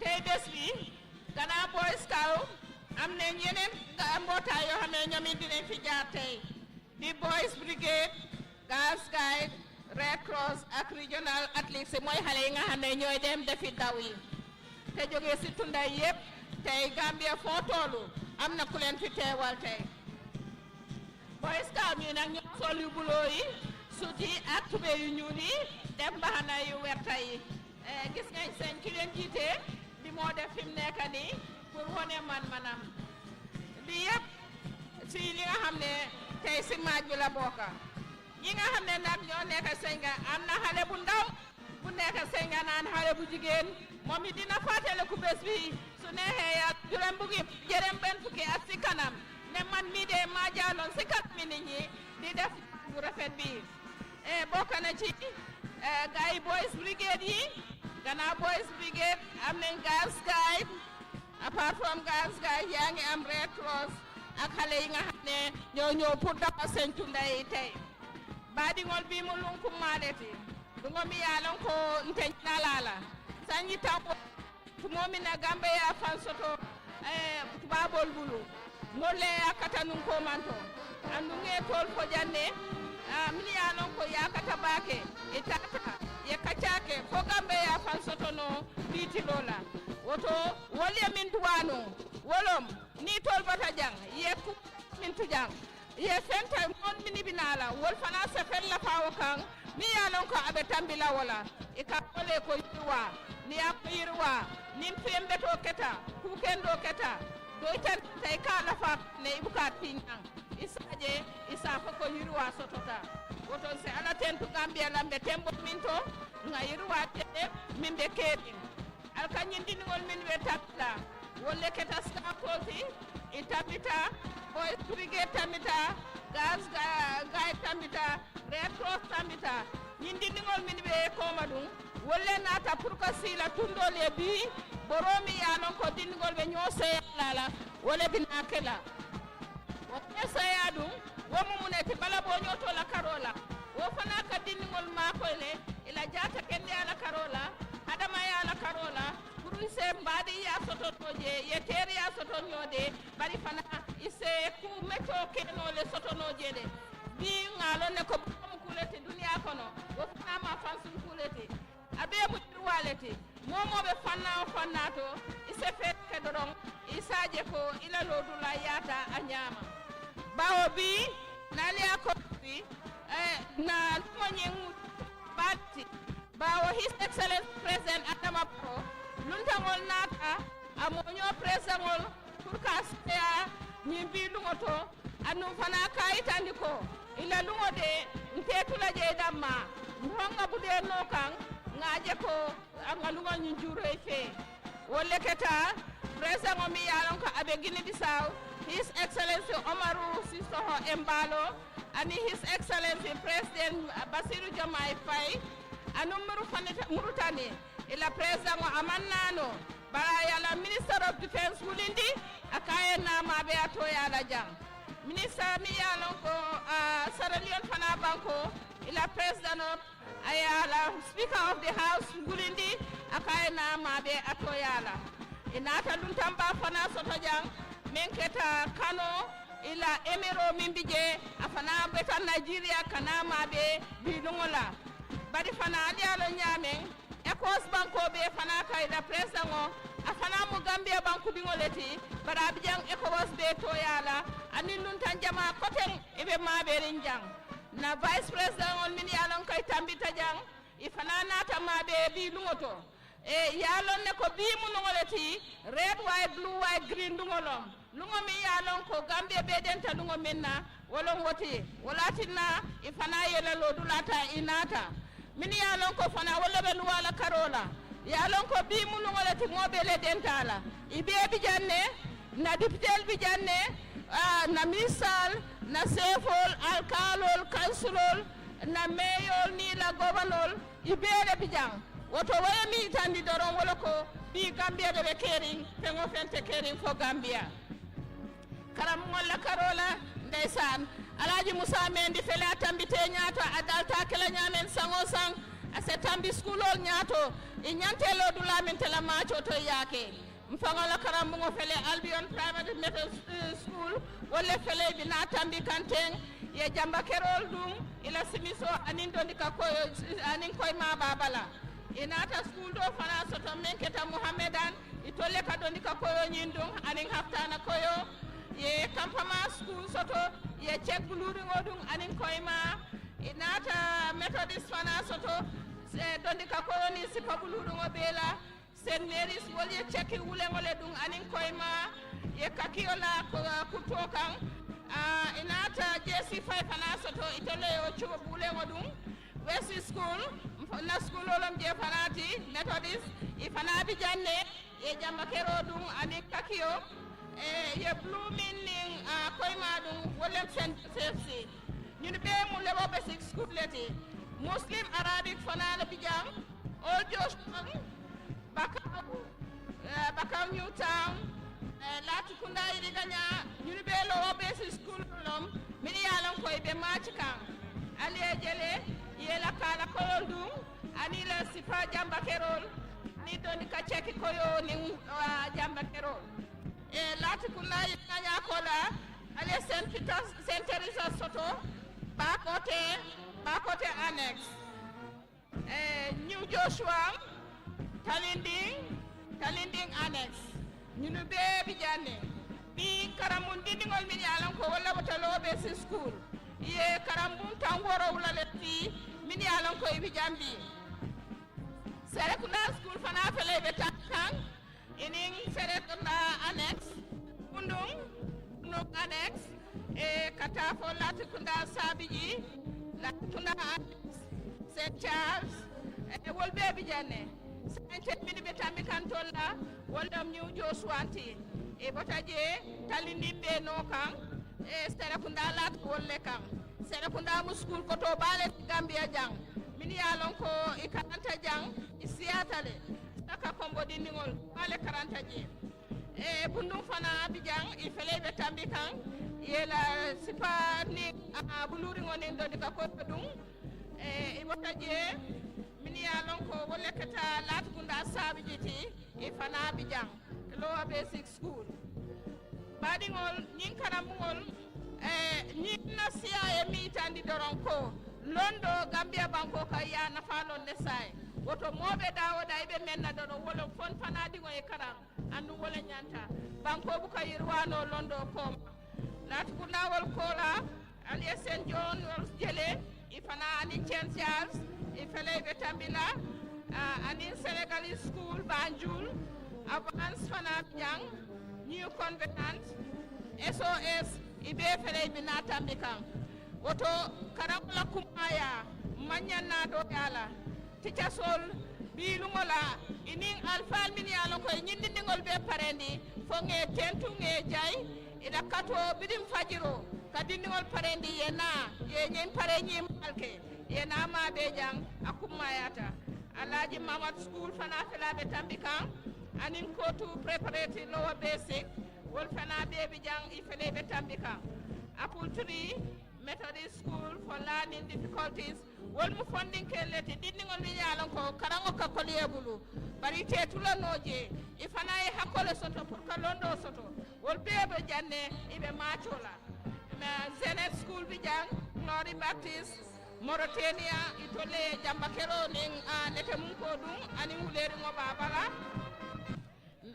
ifele be tambikan ibe inin daus be lori nyo balaje ifana be machola menketa daus lower basic school Amazing Grace Abubakar Sidiq Bakaw Karamungo ifana fele ibebe jasilokan katafo bundu masane Paan Subaji School Swallow Low Basic School Ache Kondeng Materia George Memorial Matthias George Memorial Imam Malik Islamic School Wolbebe Silokan ibe machikan Oto Karamungo Wokute Bankokan Niagibe Senegalese School Kanifing Fana Yedo Soto Banyul Yedo Soto Kanifing Abubakar Sidmi Belat Kundat Ifanabi Nyunbe Karamungo Letimini Alako Ning Upper Basic School Ibel Pijam Upper Basic School Minia Koibe Bankokan and B Minibe Machola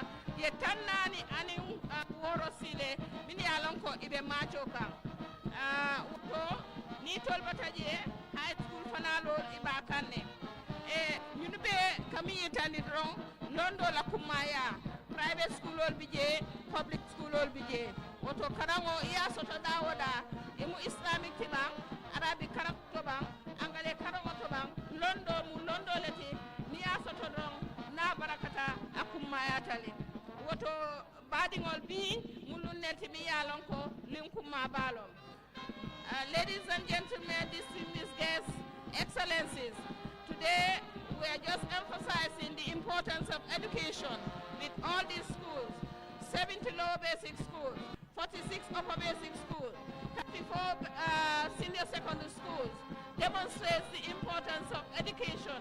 Parents and the government have attached to this sector, realizing that a nation cannot develop without education. It is the basis and the key to development.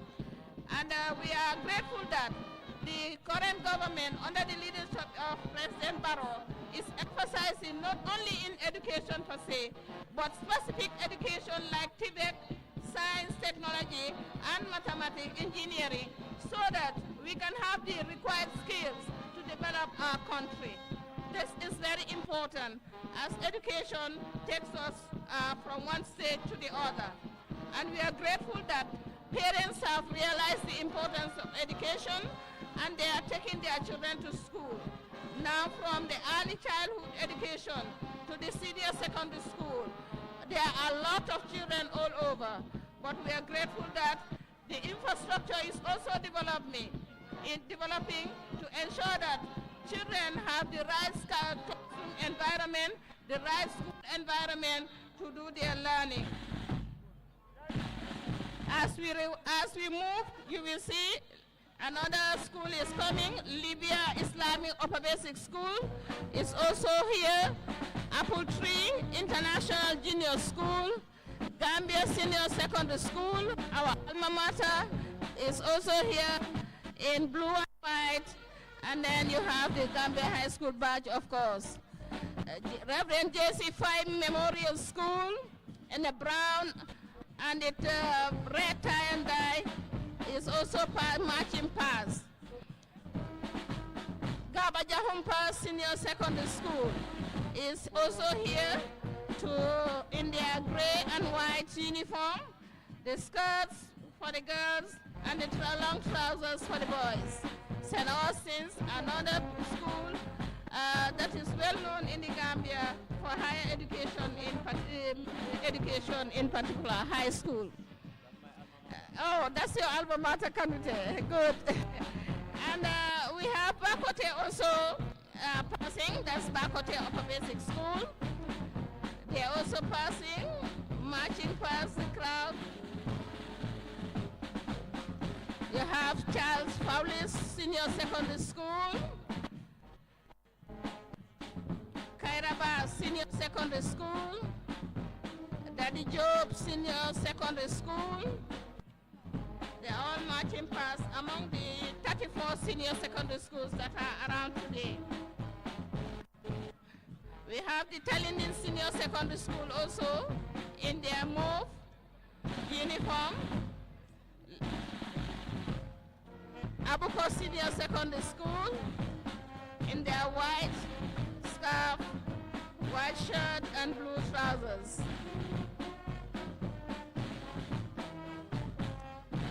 Latikunda Stabijin. Also here, the senior secondary school in white and green.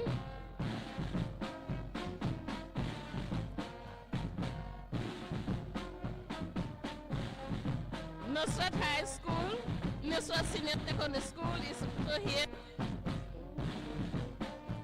Greater Banjul Upper Basic School and Senior Secondary School, they are together. West African Secondary School.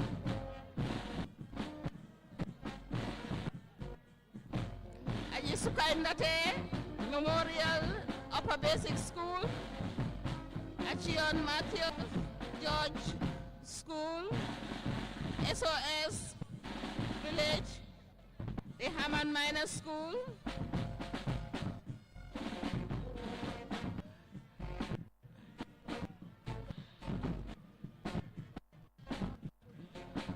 Badingol nga fajane ko ninko nga yirwa ngam fansoto mbe tele site nga do koke alon konto ta anko di momo yebe da woda ibe bunda o ta to kana jutwa fo fitar le tibang fo mo president wala tibang fo mo security le tibang ibe civilian yala da woda isa lon koy fana ye lodu lale soto mbe nga ne lodu la ke ribaje la ko Gambia banko kam molde continue la inyaka bomfe ye Gambia lon Cairo ni sutro ni tenku ngomina be ana dan la way continue kada mum tarambu wala fele fana be tambila Mr. Red fana ya la flako muta kama dalta kala nyame be duwala alama mela nyinna karamol fele be tambika tichasol ifana ni ndini wala be pare ni malke nyin dong nyani leti new club ya kuyate fans club wol fana bit machola MJ hairdressing wodi ngol ika karangole ke kuru ika mol pare ni nyame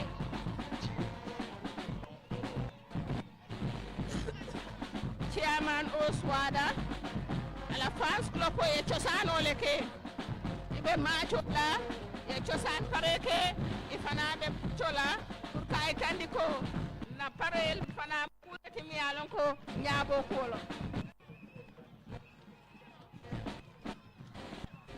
na ada tulunal fula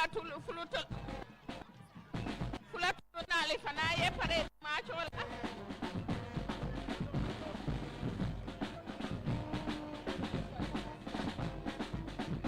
butum fans club wala be tambikan yela asobil ke ibe pare kan ibe ñiñaring alfana nimbara jerege fans club yi sanse defet na jerege ñodema ko to power station MP ñom tamit ñu ne ñeppang fi bebe tentulam be jayla kana kakafu ñi machola bi yalon ko abe kering coming up right now macho lebe kering nim macho botala Bright Stars sister inyanta tala on standby now yena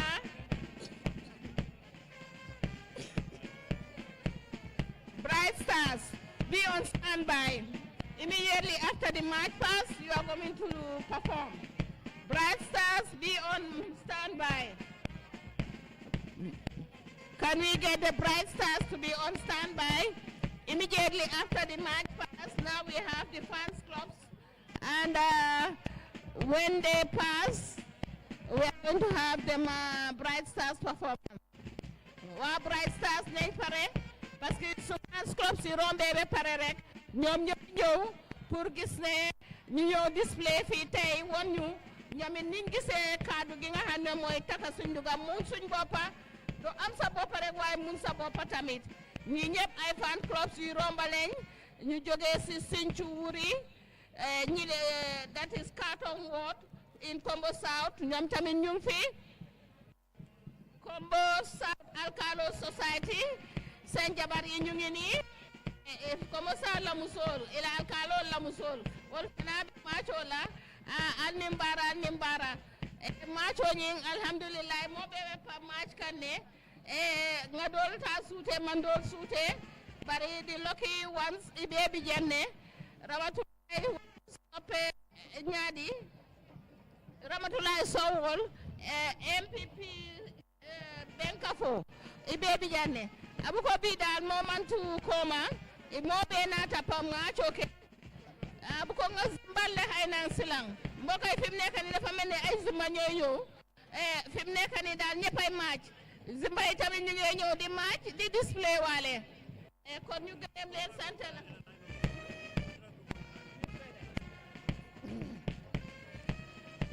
kon nag mbokk yi ñu gërëm leen sant leen di leen wone daal tey ñëpp a ngi fi Zimba yaa ngi fi North Bank Séeréer a ngi fi Sierra Fula yaa ngi fi West Coast Region Manjako yaa ngi fi Lower Rivers ak Saraxule ñëpp a ngi fi Kumpo yaa ngi fi jóge West Coast oto abele bi jambi saning Zimba lebina wala be display kan red white blue white green bi tey daal moom lañ xewal tey national colors rek la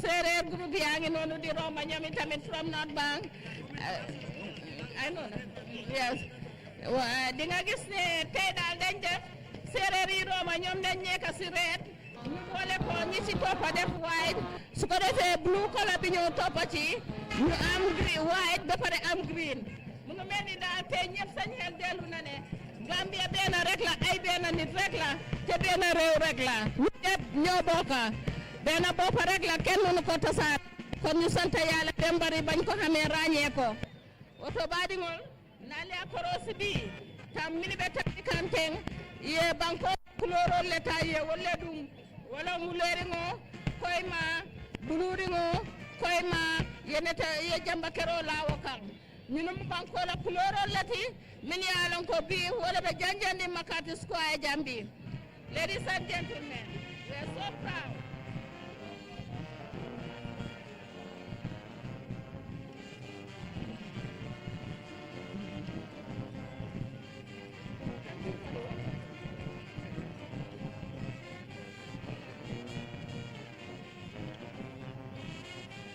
LRR, they are in blue. Afowale ko suba. Abuko ini ko manjang wolle be tambikang. Yela asobike blue and red. Alimbarek.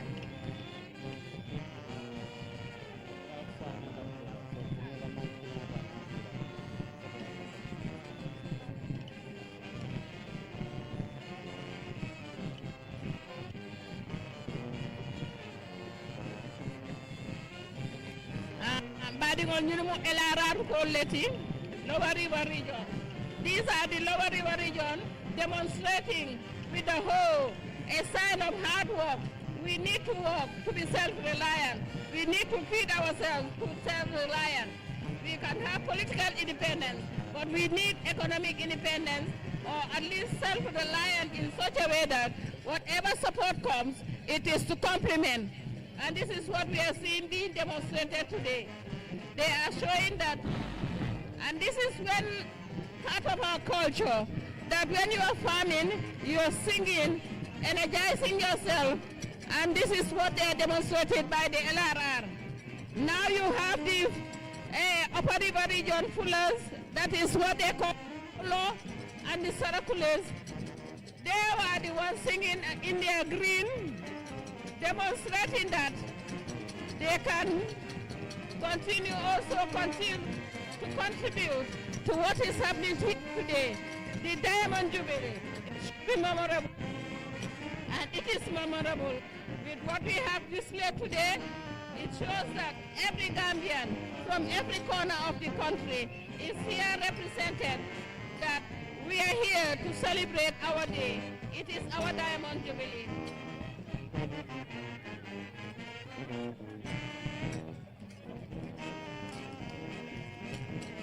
We have the next one.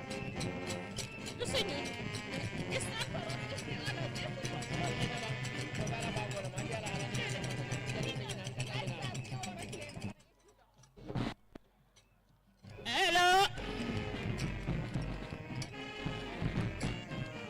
Badingol mbal danila aliye la moy demandé ñu ngi leen a ñaan fi mu nekk nii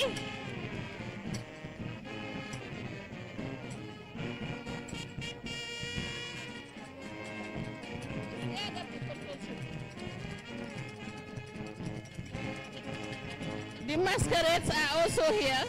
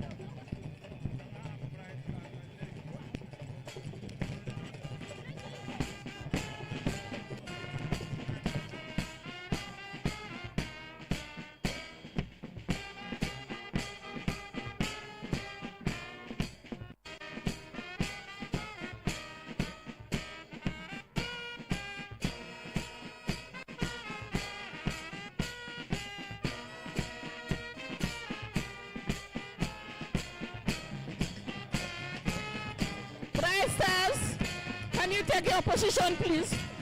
Bright Stars, can you take your position, please? Clayman, can you tell Bright Stars? They're here. Bright Stars. Bright Stars, can you come forward, please?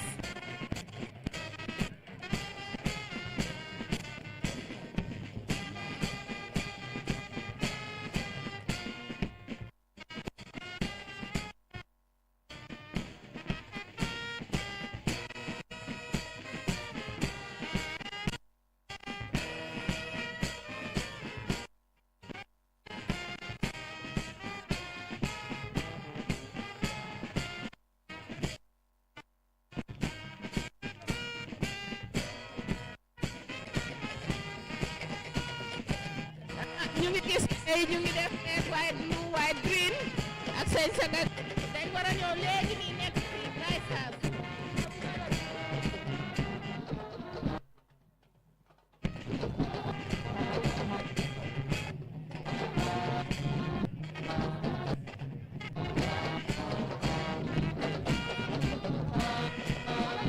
jërëjëf jërëjëf sabari jërëjëf.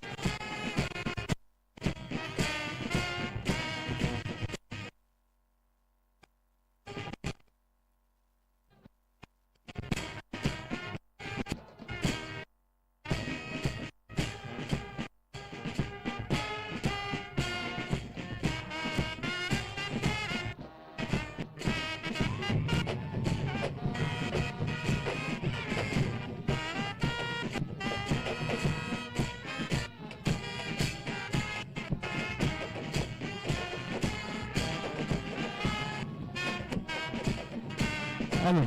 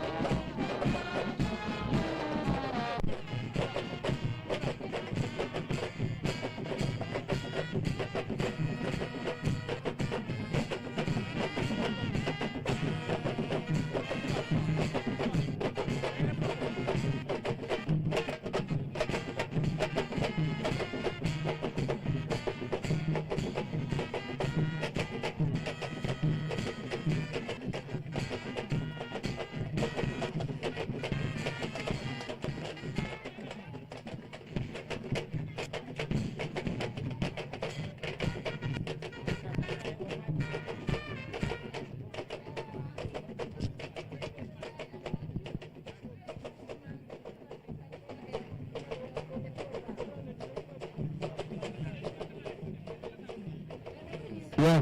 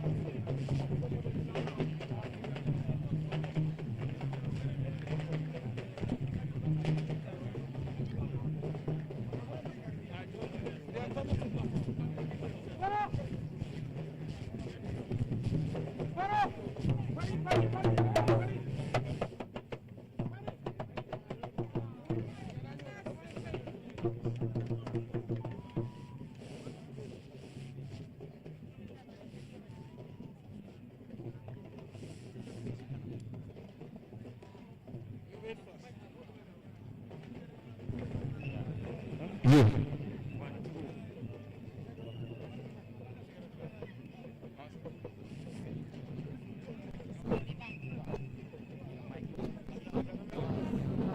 Yeah.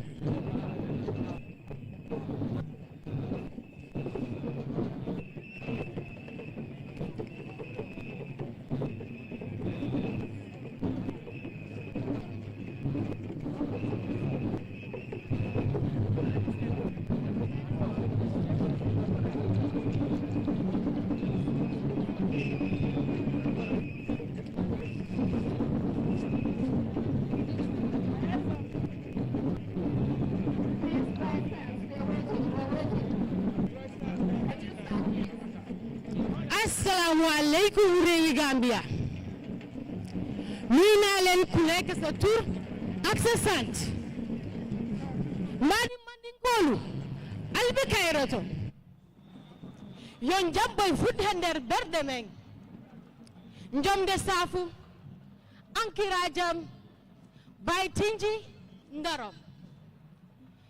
May peace grow within our hearts.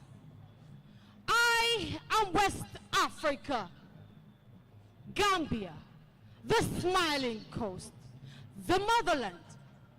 60 years ago, I was born free, free to rise, free to build, free to dream. But freedom is not just a gift. It is a duty, a promise we must keep. 60 years ago, I carried the legacy of those who fought for my independence. And yes, today I am adorned with the diamonds that have become me. From Banjul to Katong to Koina, from our eastern borders to our coastal shores, from Katong to Koina. Today we march in solidarity. So march with me, my people. March with me. For without you, my destination is out of reach. March with me, my people. Now let's go.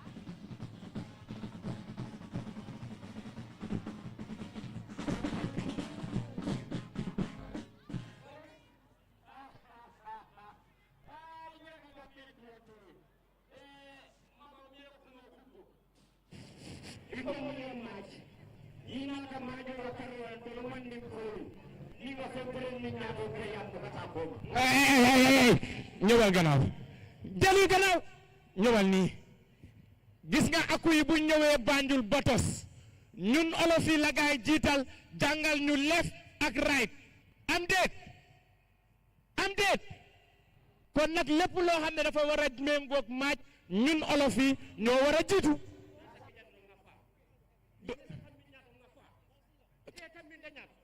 bilaay maa laa jiitu bilaay maa laa jiitu si déet bu nu xuloo saraxule moo war a màcc de saraxule moo war a màcc saraxule màcc fan olof daal moo war a jiitu buñ xewle man maa war a jiitu waaw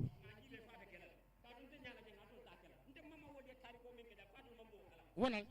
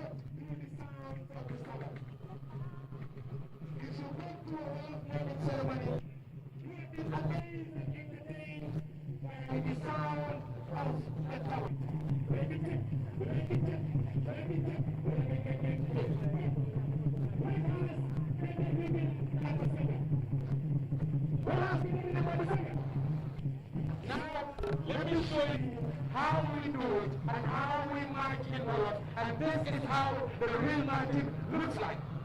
Thank you, everybody. Ready, check. Ready, check. Ready, check. Ready, check. Ah, ready, check. Hey, tejala sagge meñi. Anas masaraxulay. Ankira jam. Afriki sewo. Wesi Afrika sewo. Gambia sewo. Sadawra Kairaba Jawara sewo. Kunta Kinte sewo. Wala wonu sewo, hulu sewo, sarankulu sewo. Ku nekk mu ngi wax suma mam ñun su mam mo ëpp seen xaalis seenu mam soo déggee ñu ne dayamonu jubili saraxule moomu dayamonu ñun ñoomum loolu su ko defee dama bëgg ñu màjj ñu dem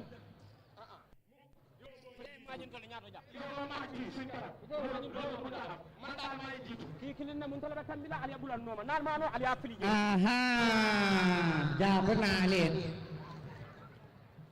so da ngeen def seen kabudu boppa what a discrimination lu em ni golden jubilee yen lii moo nekk lion come here giraffe demel nii zebra come this side moose demal nele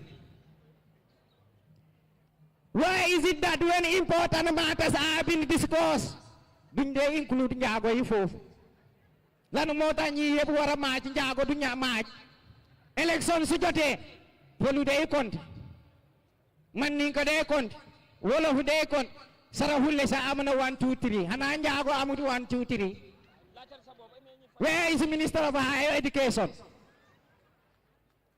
ana Hendi Gomez so we are leading and you must lead, you must follow me and I lead nañu dem nañ toppaleen déglu ma fii maaj bi day neex day saf comme dahini sipa sipa loolu kenn du ko wéeti wan toppaleen neefarindi manci kabal ñi kabaani dooma topp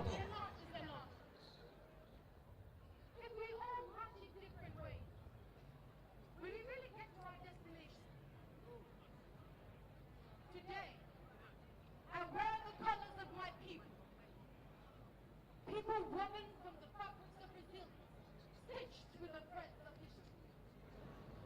March, not just in movement, but in spirit.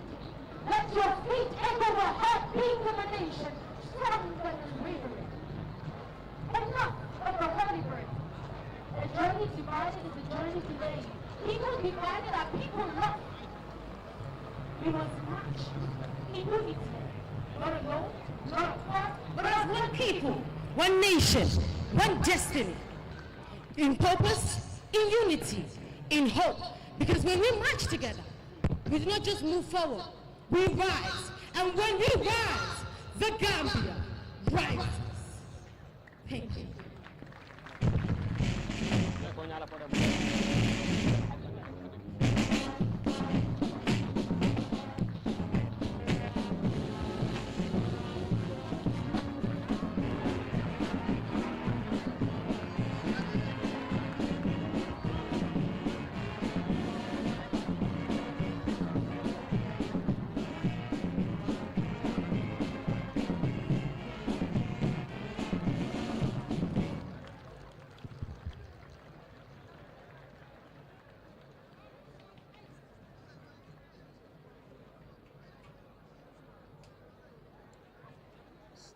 Thank you very much, Bright Stars. I'm sure the interfaith part is very important, realizing that we cannot go without unity and solidarity. Now we're going to call upon a slight change that will invite the Turkish military that came all the way from Turkey so that they will perform for our guests and His Excellency, and then we will have the address by His Excellency. The Turkish part, now you can.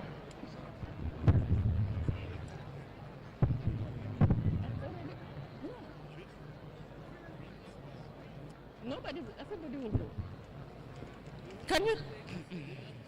Can we take a decision now because they're waiting?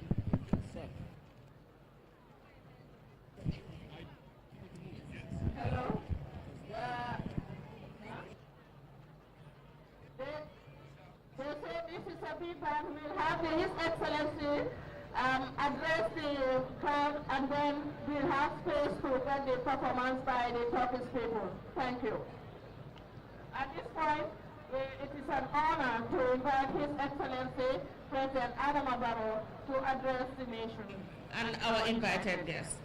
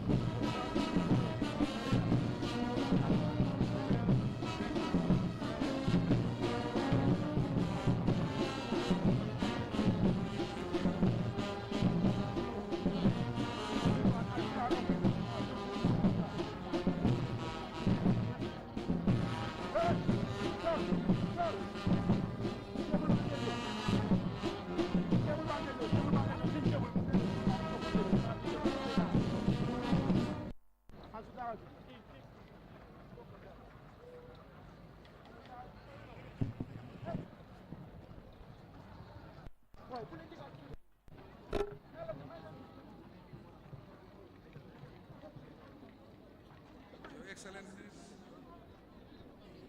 President of the Republic of Guinea-Bissau, Mbalo, the President of the Republic of Senegal, Bassirou Diomaye Faye, representative of the President of the Republic of Sierra Leone, the Honorable Speaker, representative of the President of the Islamic Republic of Mauritania, Honorable Defense Minister, His Highness the Amir of Kano, Federal Republic of Nigeria, the First Lady Fatouba Barrow and Madam Sadio Mballo Barrow,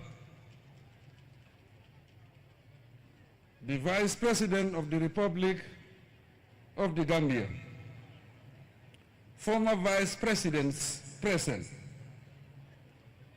Honorable Speaker of the National Assembly,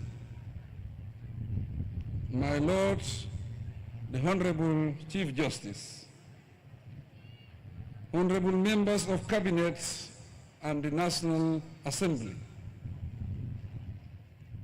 Lord Mayors and Chairpersons of area councils, regional governors and executive coordinators, members of the diplomatic and the consular corps, representatives of international organizations and partners, political party leaders, government officials, service chiefs, community and religious leaders.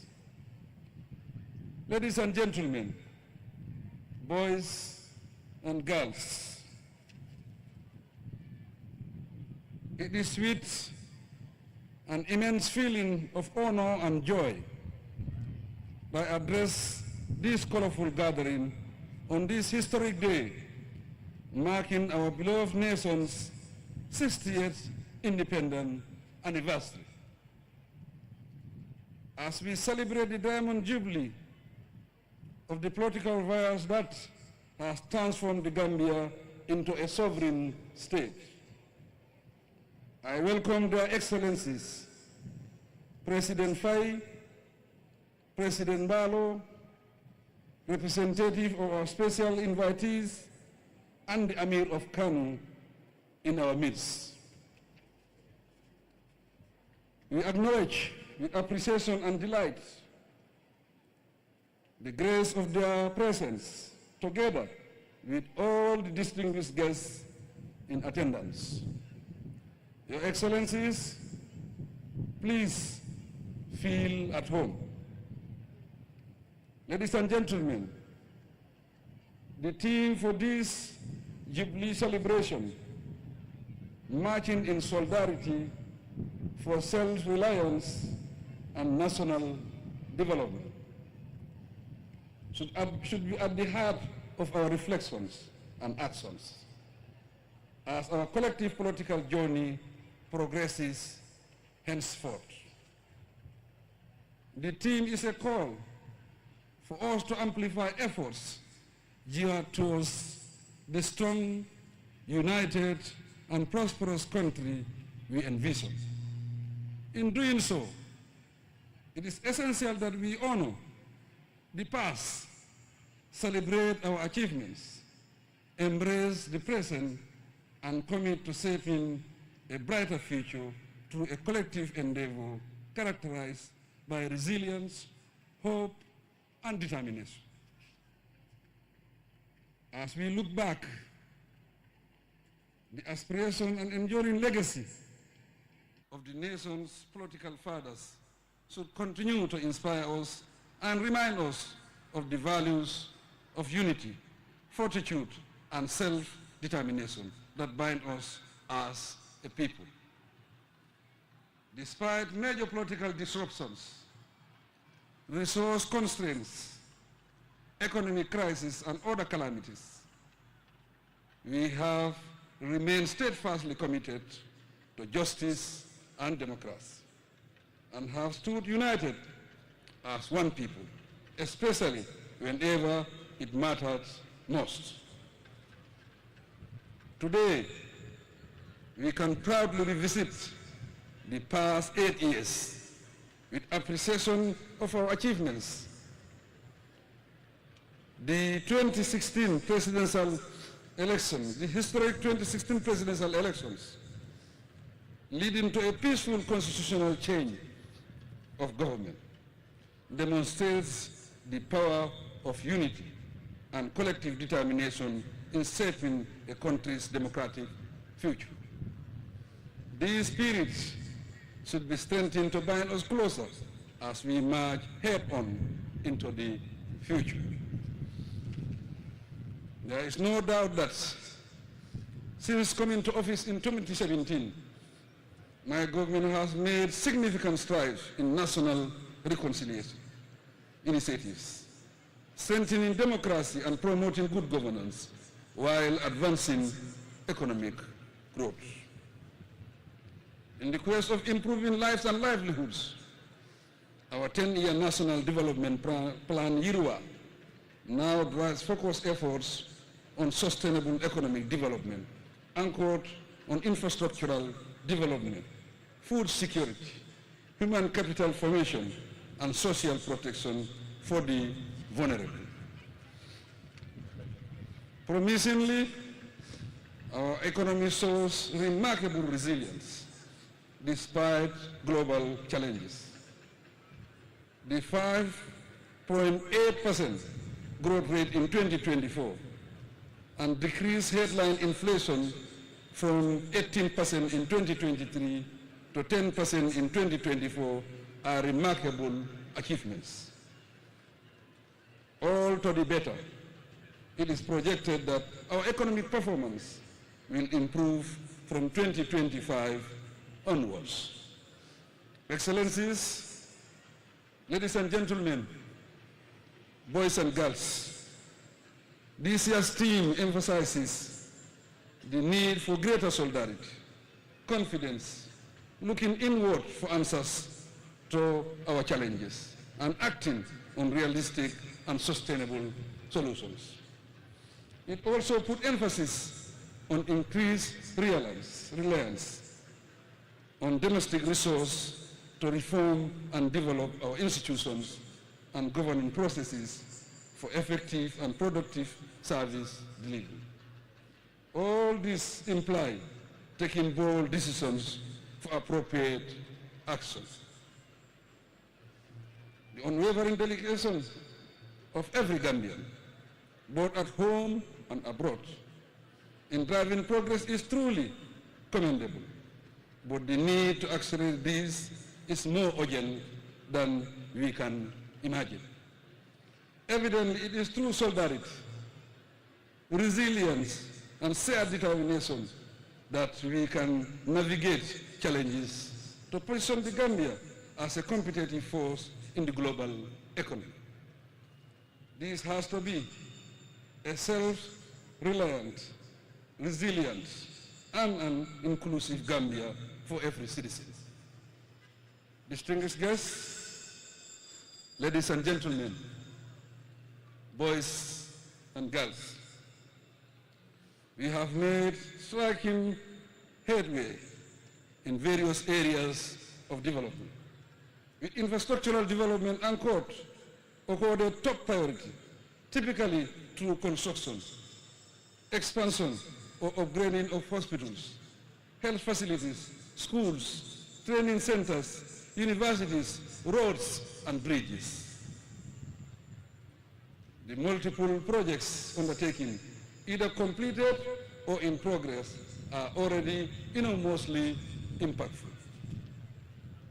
So far, over 910 kilometers of roads, for example, have been paved, and works on 365 kilometers of rural and urban roads are ongoing. our plan is to construct 500 kilometers more of quality roads. We also take much pride in our achievements in the area of education and health. This far, a total of 424 new schools have been constructed, along with 6,400 new classrooms to meet the growing educational needs of Gambian children. As a result, the education sector has recorded inspiring progress, with gross enrollment rates reaching 102.8% at the lower basic level and over 50% at the upper basic and secondary education levels. This confirms the government's successes in breaking down barriers, expanding access to education, and creating opportunities for every Gambian child to succeed. We have similarly made tremendous strides towards achieving affordable and quality universal health coverage. The progressive rollout of the National Health Insurance Scheme and the recently inaugurated state-of-the-art, fully equipped health facilities across the country are crucial steps towards realizing this goal. I am pleased to announce that over 100 doctors are currently specializing in various disciplines at the Gambia Medical School, UTG. Also, other healthcare professionals are receiving in-country training in various areas or specialization to improve service delivery. These high points mark a new era in health services in the country and provide evidence of a truly strengthened health sector. Ladies and gentlemen, as the backbone of our economy, agriculture is critical for food security and national development. It is thus reassuring that, except for groundnuts, agricultural production has soared through well-targeted government interventions. Although these impressive achievements highlight progress, they are tempered by high unemployment and poverty level rates, which contributed to irregular migration and crime. To resolve these challenges, my government will committedly continue expanding livelihood opportunities. To uplift the status of our women, since 2019, the Women's Enterprise Fund has financially supported thousands of women entrepreneurs, enabling them to establish and expand businesses. Additionally, our skills training programs have equipped thousands of women and youth with practical skills, thus allowing them to start businesses, enhance employability, and contribute to national development. To further tackle unemployment, the recently launched Land for Agricultural Investment Initiative presents a significant opportunity to engage the youth in farming and agribusiness, hence offering sustainable livelihoods in the agricultural sector. Besides this, my administration is actively promoting the establishment of light industries to create more gainful employment opportunities and foster economic growth. Fellow Gambians, boys and girls, today we are a proud nation of 2.4 million people. These milestones call for reflection on how to better utilize our human resource, skills, knowledge, and the vast potential that resides in the people and the land for better and faster results. As we march on, we must acknowledge the struggles that many Gambians face, particularly the youth. The Gambia's youthful population is our greatest asset, and this includes you, the school children and students in our educational institutions. You are endowed with immense potential and therefore be able to drive our nation's growth. Yet too many young people venture into irregular migration, Let me assure you that my government stands in solidarity with you, and we are determined to create various pathways for you to succeed here at home. The opportunities at your disposal are amazing. The technologies at your fingertips are tools to save your lives, change the fortunes of your families, and transform your communities and the nation. To succeed, however, you must pay heed to good advice. Be respectful, hardworking, and law-abiding. Do not be deceived by the stories you hear about lands, about other lands. There is no land of milk and honey.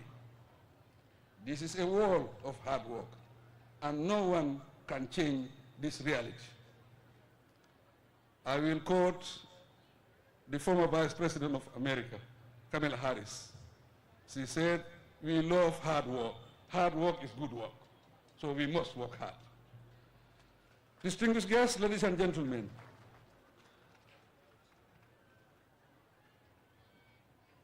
we are accelerating efforts to ensure that every community, no matter how remote, is powered, connected, and exposed to the comfort of modern life. 203,000 meters have already been connected to the national grid, all geared towards reaching our target for universal access to electricity by end 2025. This is a huge challenge, but so is our resolve unyielding. As we strengthen bilateral cooperation and invest in our nation's future, let this Independence Day anniversary celebration remind us that we are all together on a transformative journey. No Gambian should feel left behind. Our unity, resilience, and unwavering hope must propel us forward to build a brighter future for ourselves, our children, and future generations. Let us draw strength from the past and march forward, confident and determined. We honor the countless Gambians at home and in the diaspora who continue to contribute to our national development. These collective sacrifices have to inspire us to uphold the values of democracy, good governance, and the rule of law. This way, we will maintain and efforts of every Gambian constitute the heartbeat of the nation. But we must be thankful to our development partners, neighbors, and friends for accompanying us on our development journey. Distinguished ladies and gentlemen, we appreciate the efforts of all parents in the country, especially those working with our institutions, and diligent teachers to take care of our children. Together with the formidable security services, the voluntary organization and cultural groups with us, I thank you for the elegant and entertaining parade displayed this morning. The occasion has been quite solemn and splendid, for which I commend the organizing committee and everyone present. Excellencies, on behalf of the entire nation, I thank you once again for gracing this historic occasion. In congratulating every Gambian and wishing everyone a joyful anniversary, I ask that we continue to march in solidarity with renewed hope and commitment to peace, progress, and stability in a self-reliant and flourishing Gambia for all. May the spirit of this memorable day thrust us forward as we continue the collective journey to prosperity. Happy Independence Day anniversary. May God bless us all. Thank you.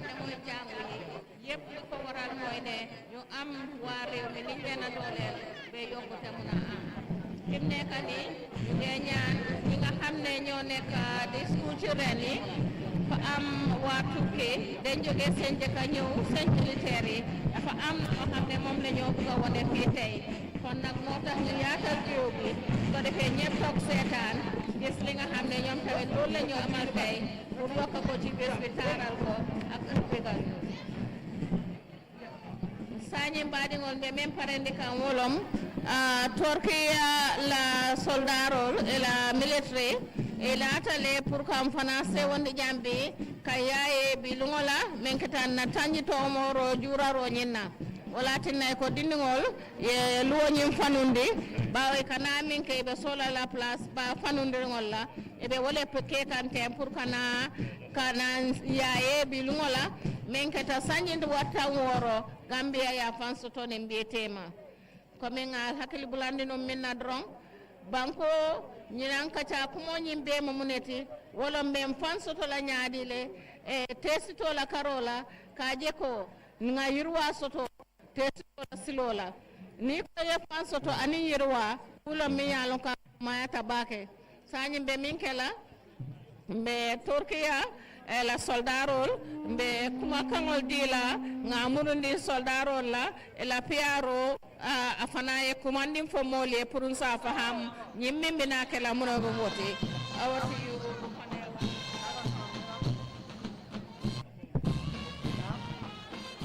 Thank you very much, Madam Ami Bojang Sisoho, the Director of Press and Public Relations at the Office of the President. Excellencies, distinguished invited guests, ladies and gentlemen. Next on stage we shall have the Mekter Band, also known as the Ottoman Band from the Republic of Turkey. The Republic of the Gambia and the Republic of Turkey have signed several agreements, namely in the areas of defense and security, education, health, and cultural exchanges. It is on that note that this year, as we are celebrating our Diamond Jubilee, our strategic partners from the Republic of Turkey deemed it fitting and proper to invite the Ottoman Band, considered as one of the oldest military in the world, to inviting the oldest military band in Turkey to join us in this 60th anniversary celebrations. The Mekter Band from Turkey is considered one of the oldest military bands in the world. Mekter is a glorious monument to Turkish heroism and Turkish sovereignty that has reached universal dimensions. Throughout history, Mekter's music played on the battlefields has strengthened the national and spiritual feeling of the soldiers, giving them morale and instilling fear in the enemy. It has also an important place in Turkish military culture, with the music it plays in the Ottoman palace and in the presence of the public. The person who leads the music of the Mekter is called the Mekter Basi. The musicians that compose the group are into 7 groups with instruments. The Mekter is the Ministry of National Defense of Turkey. The Mekter of the Ministry of National Defense of Turkey represents the Mekter of the 18th century Ottoman Empire. Today, the Mekter Union continues its activities in Turkey and abroad, with concerts on national days, public concerts, and international musical festivals such as this one. It may also be noteworthy to state that the Gambia is the first country in West Africa that this great Ottoman band is playing for the first time. In Africa, they have also played in Djibouti, so it is indeed a sense of pride and honor to have our friends, brothers from the Republic of Turkey join us this morning as part of a cultural exchange between the two countries. Very shortly, they shall finish with the setup and entertain us with very captivating indeed music. I think we need to still open up the space because they take, can we get the students still move a bit to either the right or the left so that they can take their position on stage? No, they will move. Can the teachers from the various schools help us get the students move back? We promise you of a very unforgettable performance by this Mekter band from the Republic of Turkey. On this note, on behalf of the Gambian Armed Forces and the other security services, can we have those students around the end to the State House also move back? These card bands, please help us get the students move a bit to the right.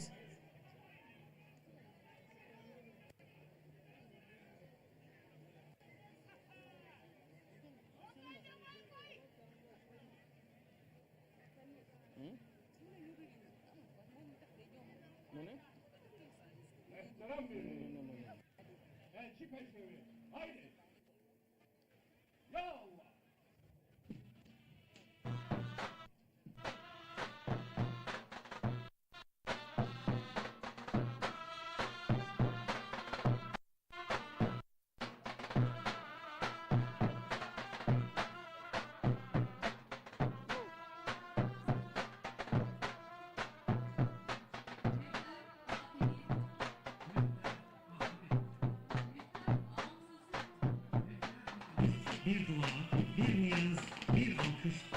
Sesler, Türk Ulusu'nun kıtalara yayılmış sesidir. Değerli izleyiciler,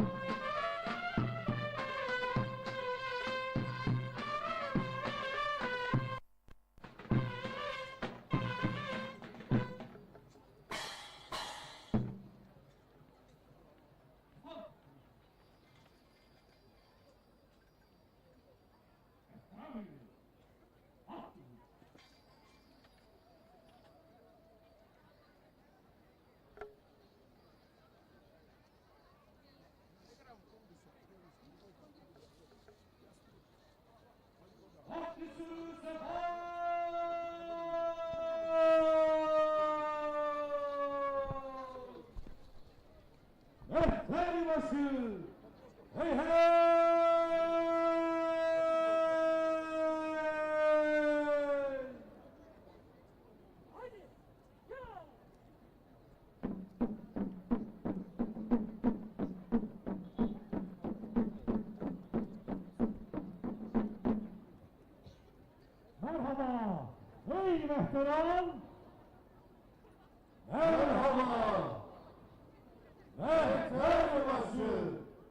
Hürmeti sana Belfastlı devlet marşı. Haydi. Ya Allah.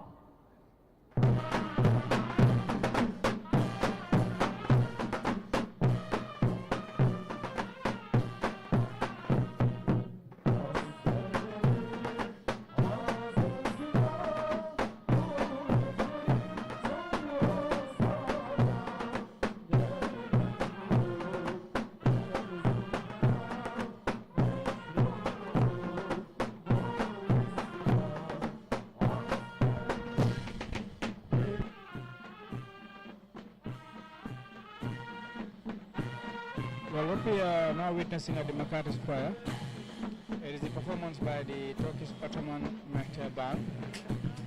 They are special guests for this year's 60th independence anniversary. The Ottoman Mehter is one of the oldest military bands in the world, originating from the Ottoman Empire. It played a crucial role in boosting the morale of Ottoman troops and intimidating enemies on the battlefield. Well, in history and its origin, the Mehter band traces its roots to the 13th century when it was first associated with the Seljuk Turks and later adopted by the Ottomans. It was officially institutionalized by Osman I, the founder of the Ottoman Empire, who received a military band as a gift from the Seljuk Sultan. The Mehter was an essential part of the Janissary Corps, the elite Ottoman military force. Well, as you can see, it is a rare opportunity for us as Gambians to see this iconic military band performing at our independence anniversary. The Mehter played an important role during battles to motivate soldiers and to create fear among enemy forces. Well, this is similar to our griots in the past. Our griots used to be the people who used to psych our warriors, who used to praise, sing our kings and our queens, and also motivate our fighters in the battlefields. The Mehter played an important role, this band, and let's listen to its musical style as they perform here in front of His Excellency the President Adama Barrow, as well as his invited guests in Umaru Sissoko Mbalo, His Excellency from Guinea-Bissau, and His Excellency Bassirou Diomaye Diakhar Faye from the Republic of Senegal. The Mehter band is known for its powerful and rhythmic music, as you can hear, and they played a structured format of music. Well, here we are at the Makati Square, and we have witnessed some spectacular performances from the security forces in the form of a parade, slow and quick, and also some choreography that they have performed here, indicating the Gambia's independence celebrations and anniversary celebrations, that is Gambia at 60. After the parade, we had we also saw a parade from the school children and cultural groups, and also stage performance by the comedy group Bright Stars, as well as now playing the Turkish military band.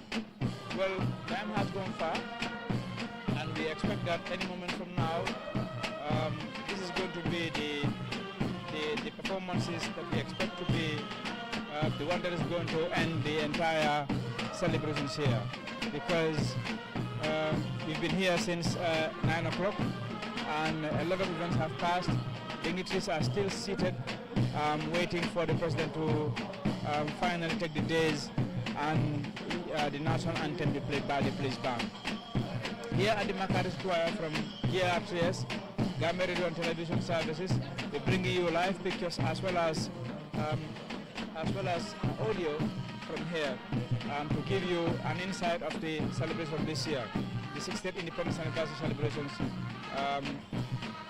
being held at the Makati Square in Banjul.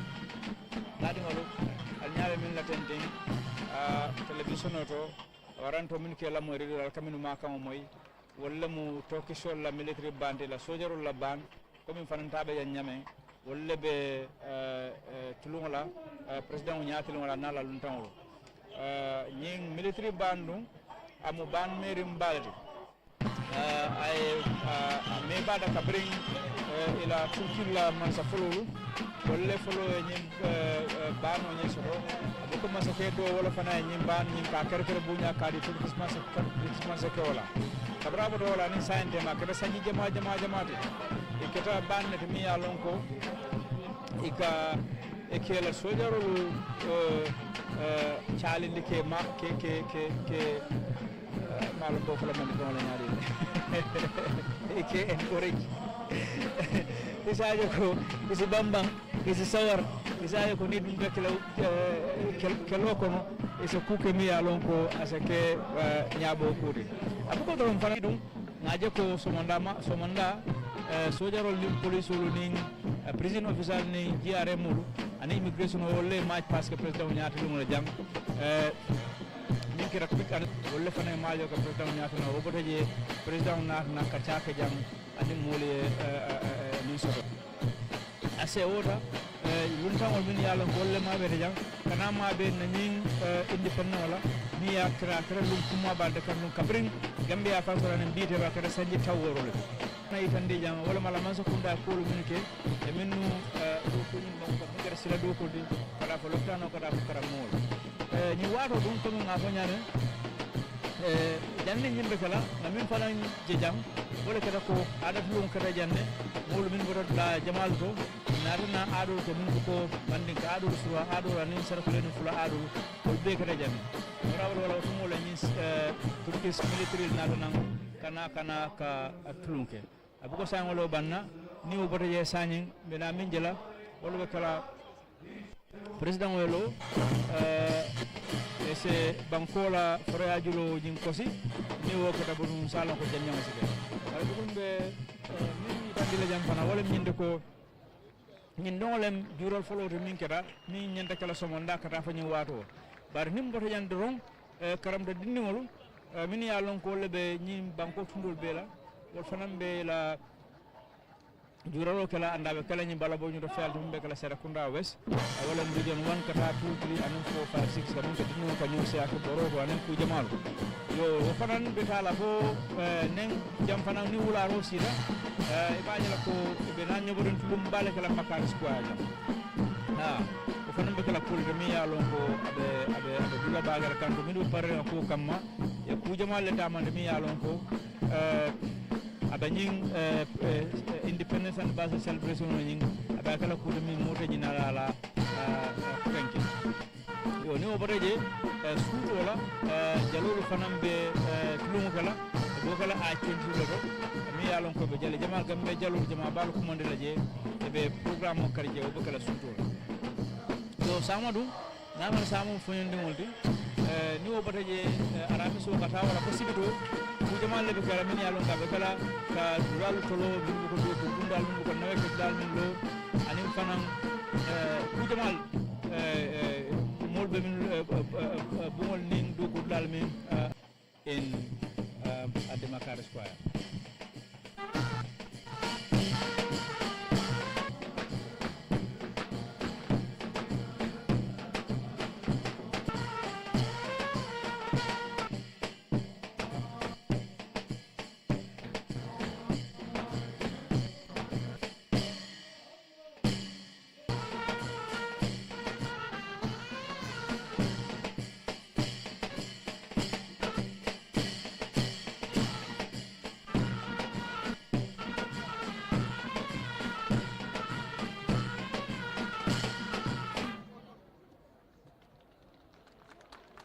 Military band, I believe, and like I said, the performance is going to be the end of proceedings here.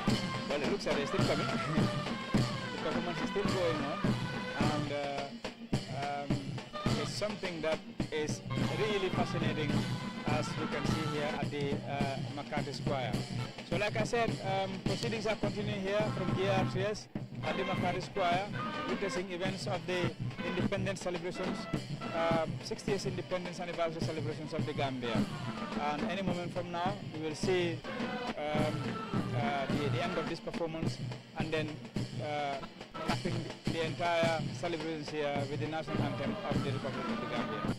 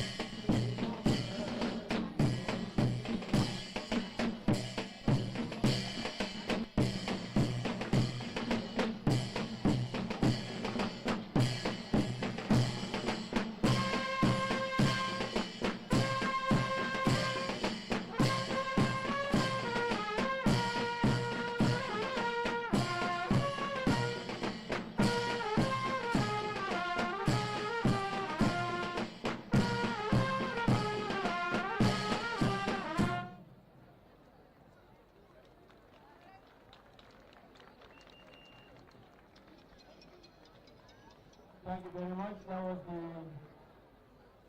Ottoman dance from Turkey. Can we give them one more round of applause?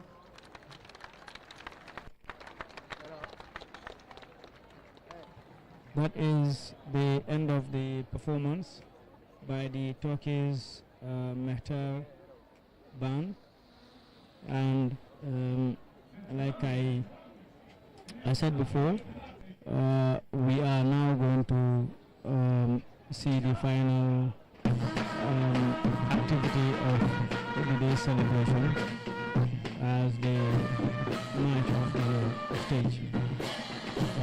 It was a momentous occasion here for the Turkeys, the Friends of the Gambia, coming here to perform at an important occasion like the celebration of our 60th independent anniversary celebrations in front of some very important dignitaries here, among them some international dignitaries in the presidents of Senegal and Guinea-Bissau, as well as the Vice President of the Republic of Sierra Leone.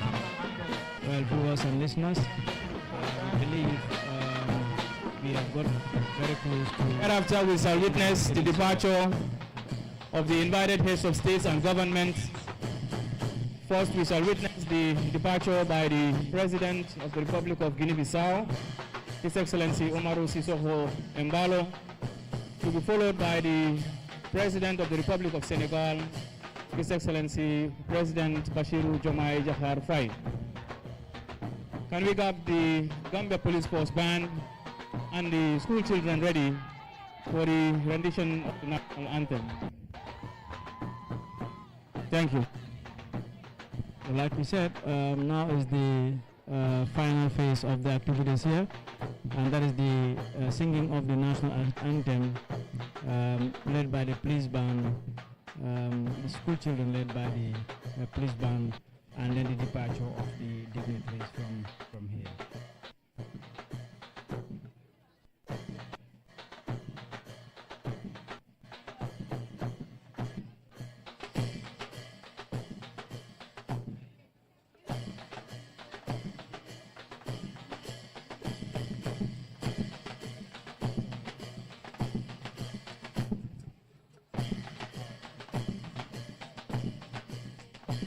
léegi mbokk yi mu ngi mel ni ñu ngi egg si jeexteel bi ñu ngi def si national anthem bi suñ paree am na kilifa yi nga xam ne ñooy gan yi ñëw dinañ dem kii njëkk a génn fii mooy nekk président Guinée-Bissau His Excellency Umaru Sissoco Embalo ñu ñaan nit ñi ñu teew suñ dal suñ paree ki nga xam ne mooy président Sénégal His Excellency President Bassirou Diomaye Faye moom tamit dina tàggoo ak kilifa yi nga xam ne ñoom ñoo war a génn su ko defee ñu ñaan nit ñi ñu dal mais kilifa yi ñu génn su ko defee His Excellency moom dina fi des ak ñi nga xam ne ñooy waa réew mi su ko defee mu tàggatoog ñoom moom tamit mu soog a dem jërëjëf ala baraka mbaɗigol sañi mbina national anthem na nimbota je dorong Guinée-Bissau président o Omar Sissoco Embalo abita abe murunaya président mimbe bota Sénégal fana menketa président Bassirou Diomaye Faye afana be sela aning alpha kotengol butumbal dan na mobe tenkung ne pareta président o nimol be sarala isaje afana sinata mbe mobe dan na tenkung lumtangol batu yesey ala baraka bake. Yes.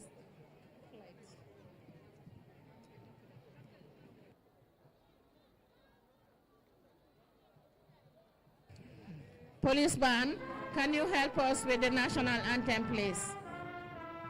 Can we all rise for the national anthem?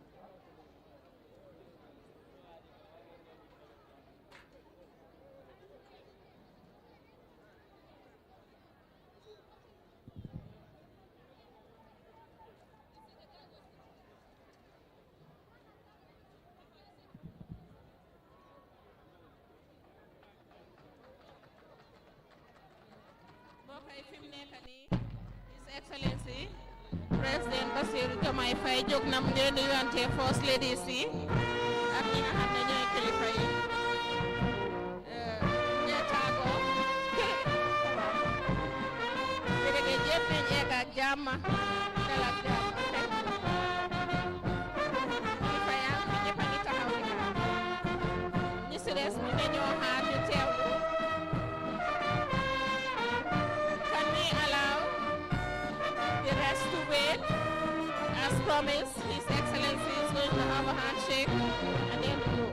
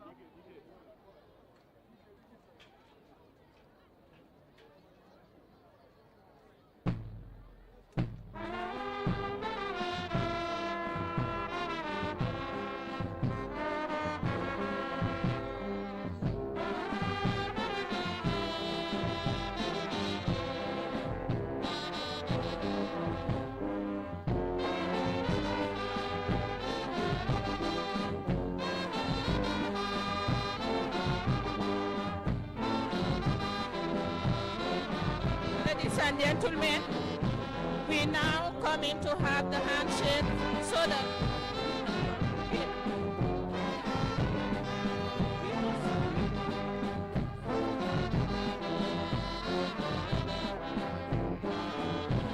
jërëjëf, thank you very much. Ni mi ya kontondiro keno ron isika isaje do finance kontondiro keno. Kare ngasila ni mi ya kontondiro osilo muta. Thank you very much.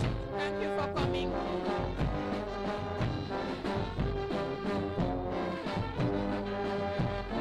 Okay. Please. Thank you very much. Quickly. Handshake.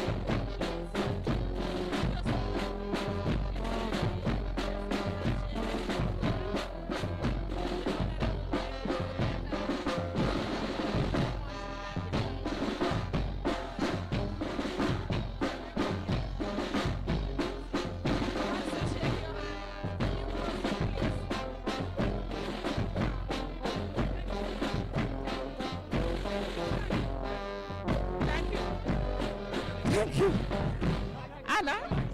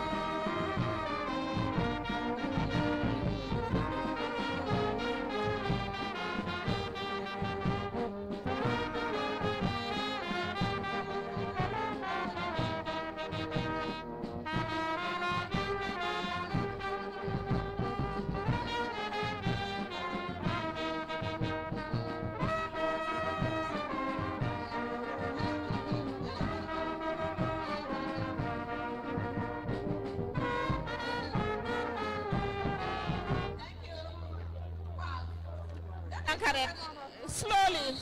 Let's not push. Let's not push. Please, let us not push. Let's do it gently and everybody can have the handshake.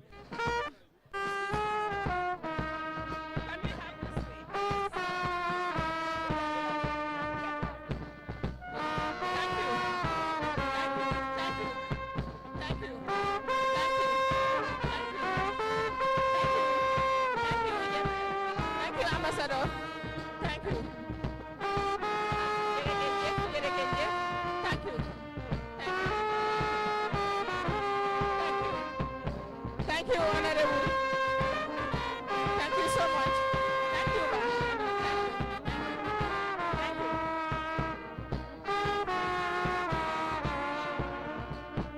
Thank you very much. CJ, thank you. Thank you so much.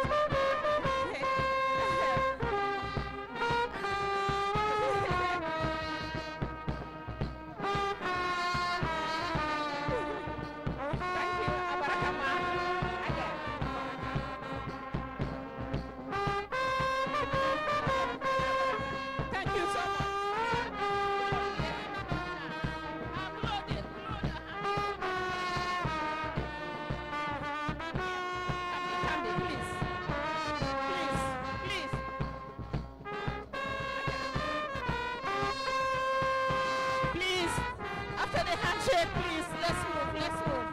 Yes, please. Thank you. Okay, thank you so much.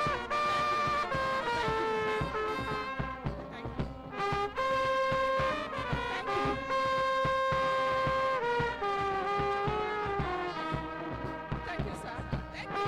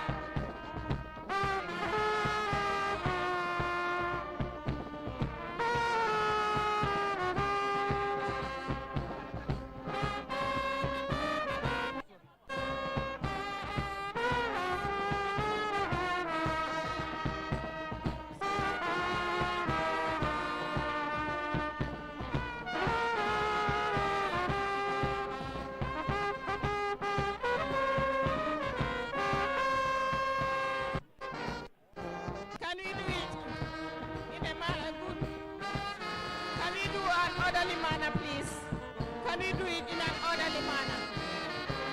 Def leen ndànk rek ñëpp dinañ mën a nuyoo def leen ndànk rek dañoo ñaan rek ñu def ndànk in an orderly manner. Please.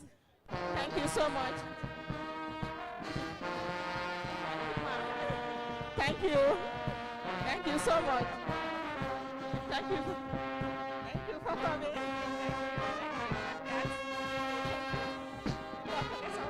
Thank you. Jërëjëf, jërëjëf, jërëjëf. Thank you. Yàlla yàggal ko, my dear. Thank you, my brother. Thank you, well done. Thank you.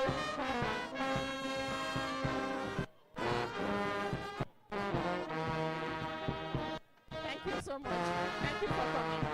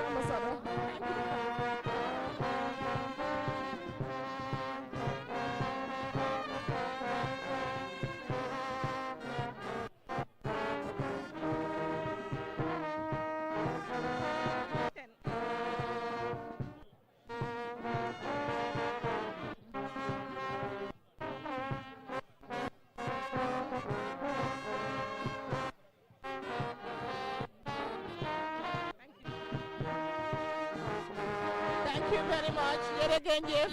Thank you. Ku nuyoo rek nga dem. Thank you, thank you, thank you. Yes, thank you so much. Thank you.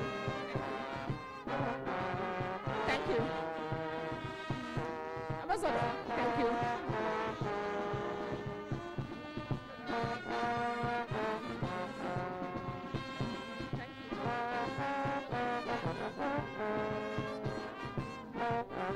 Thank you. Thank you so much. Thank you.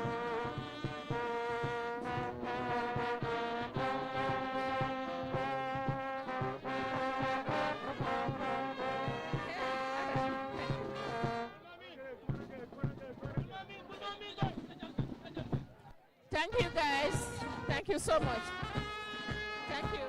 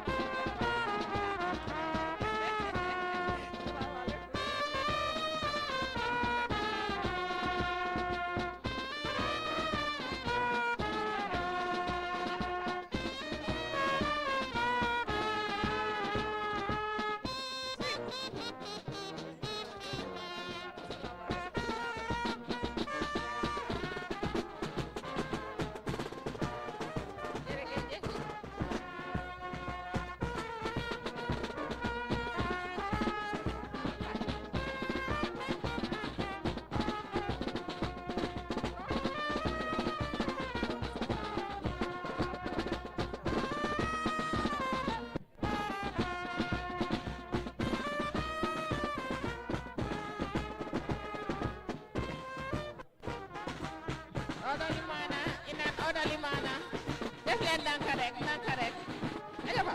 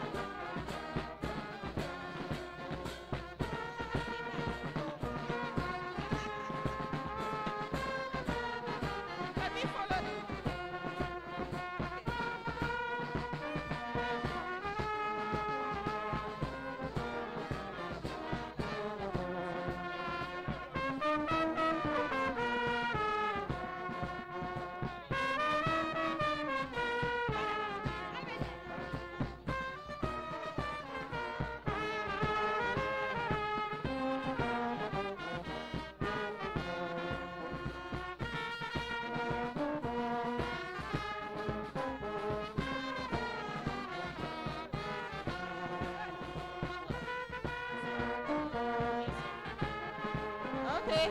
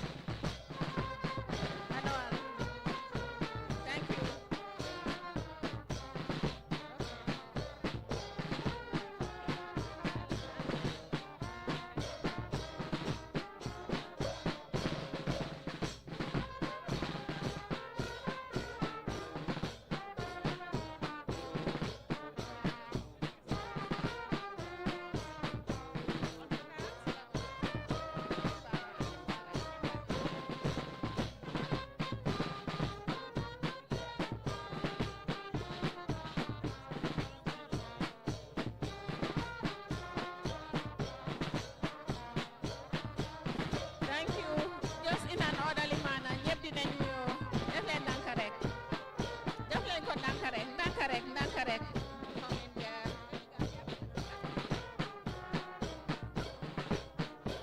Thank you.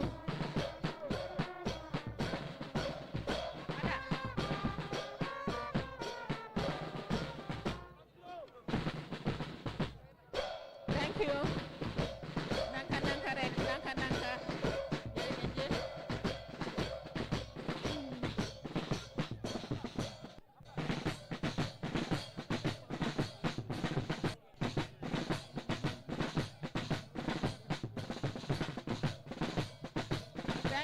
Thank you so much.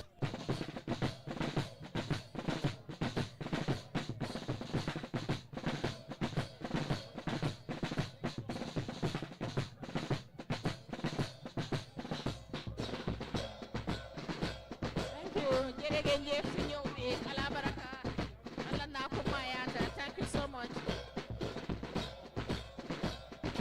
Thank you for coming. Jërëjëf ala baraka. Thank you for coming. Jërëjëf ala baraka. Thank you. Thank you. Thank you. Thank you. Thank you so much. Jërëjëf.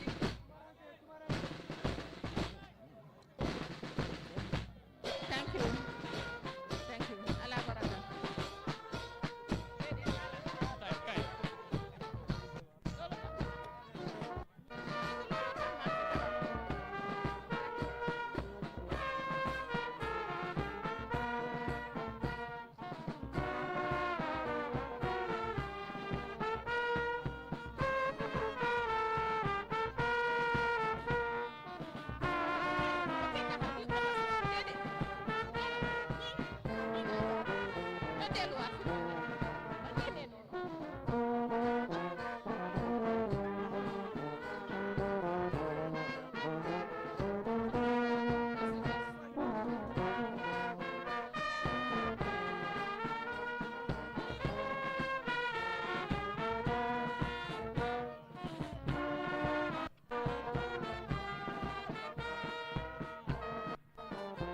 Thank you everybody. Jërëjëf yal nañ fekkee yu bare. Yàlla defal ñu jàmm ci réew mi. Isi wërsëg bu ñu mën a liggéey réew mi. Jërëjëf. Thank you very much. Junkung and Co.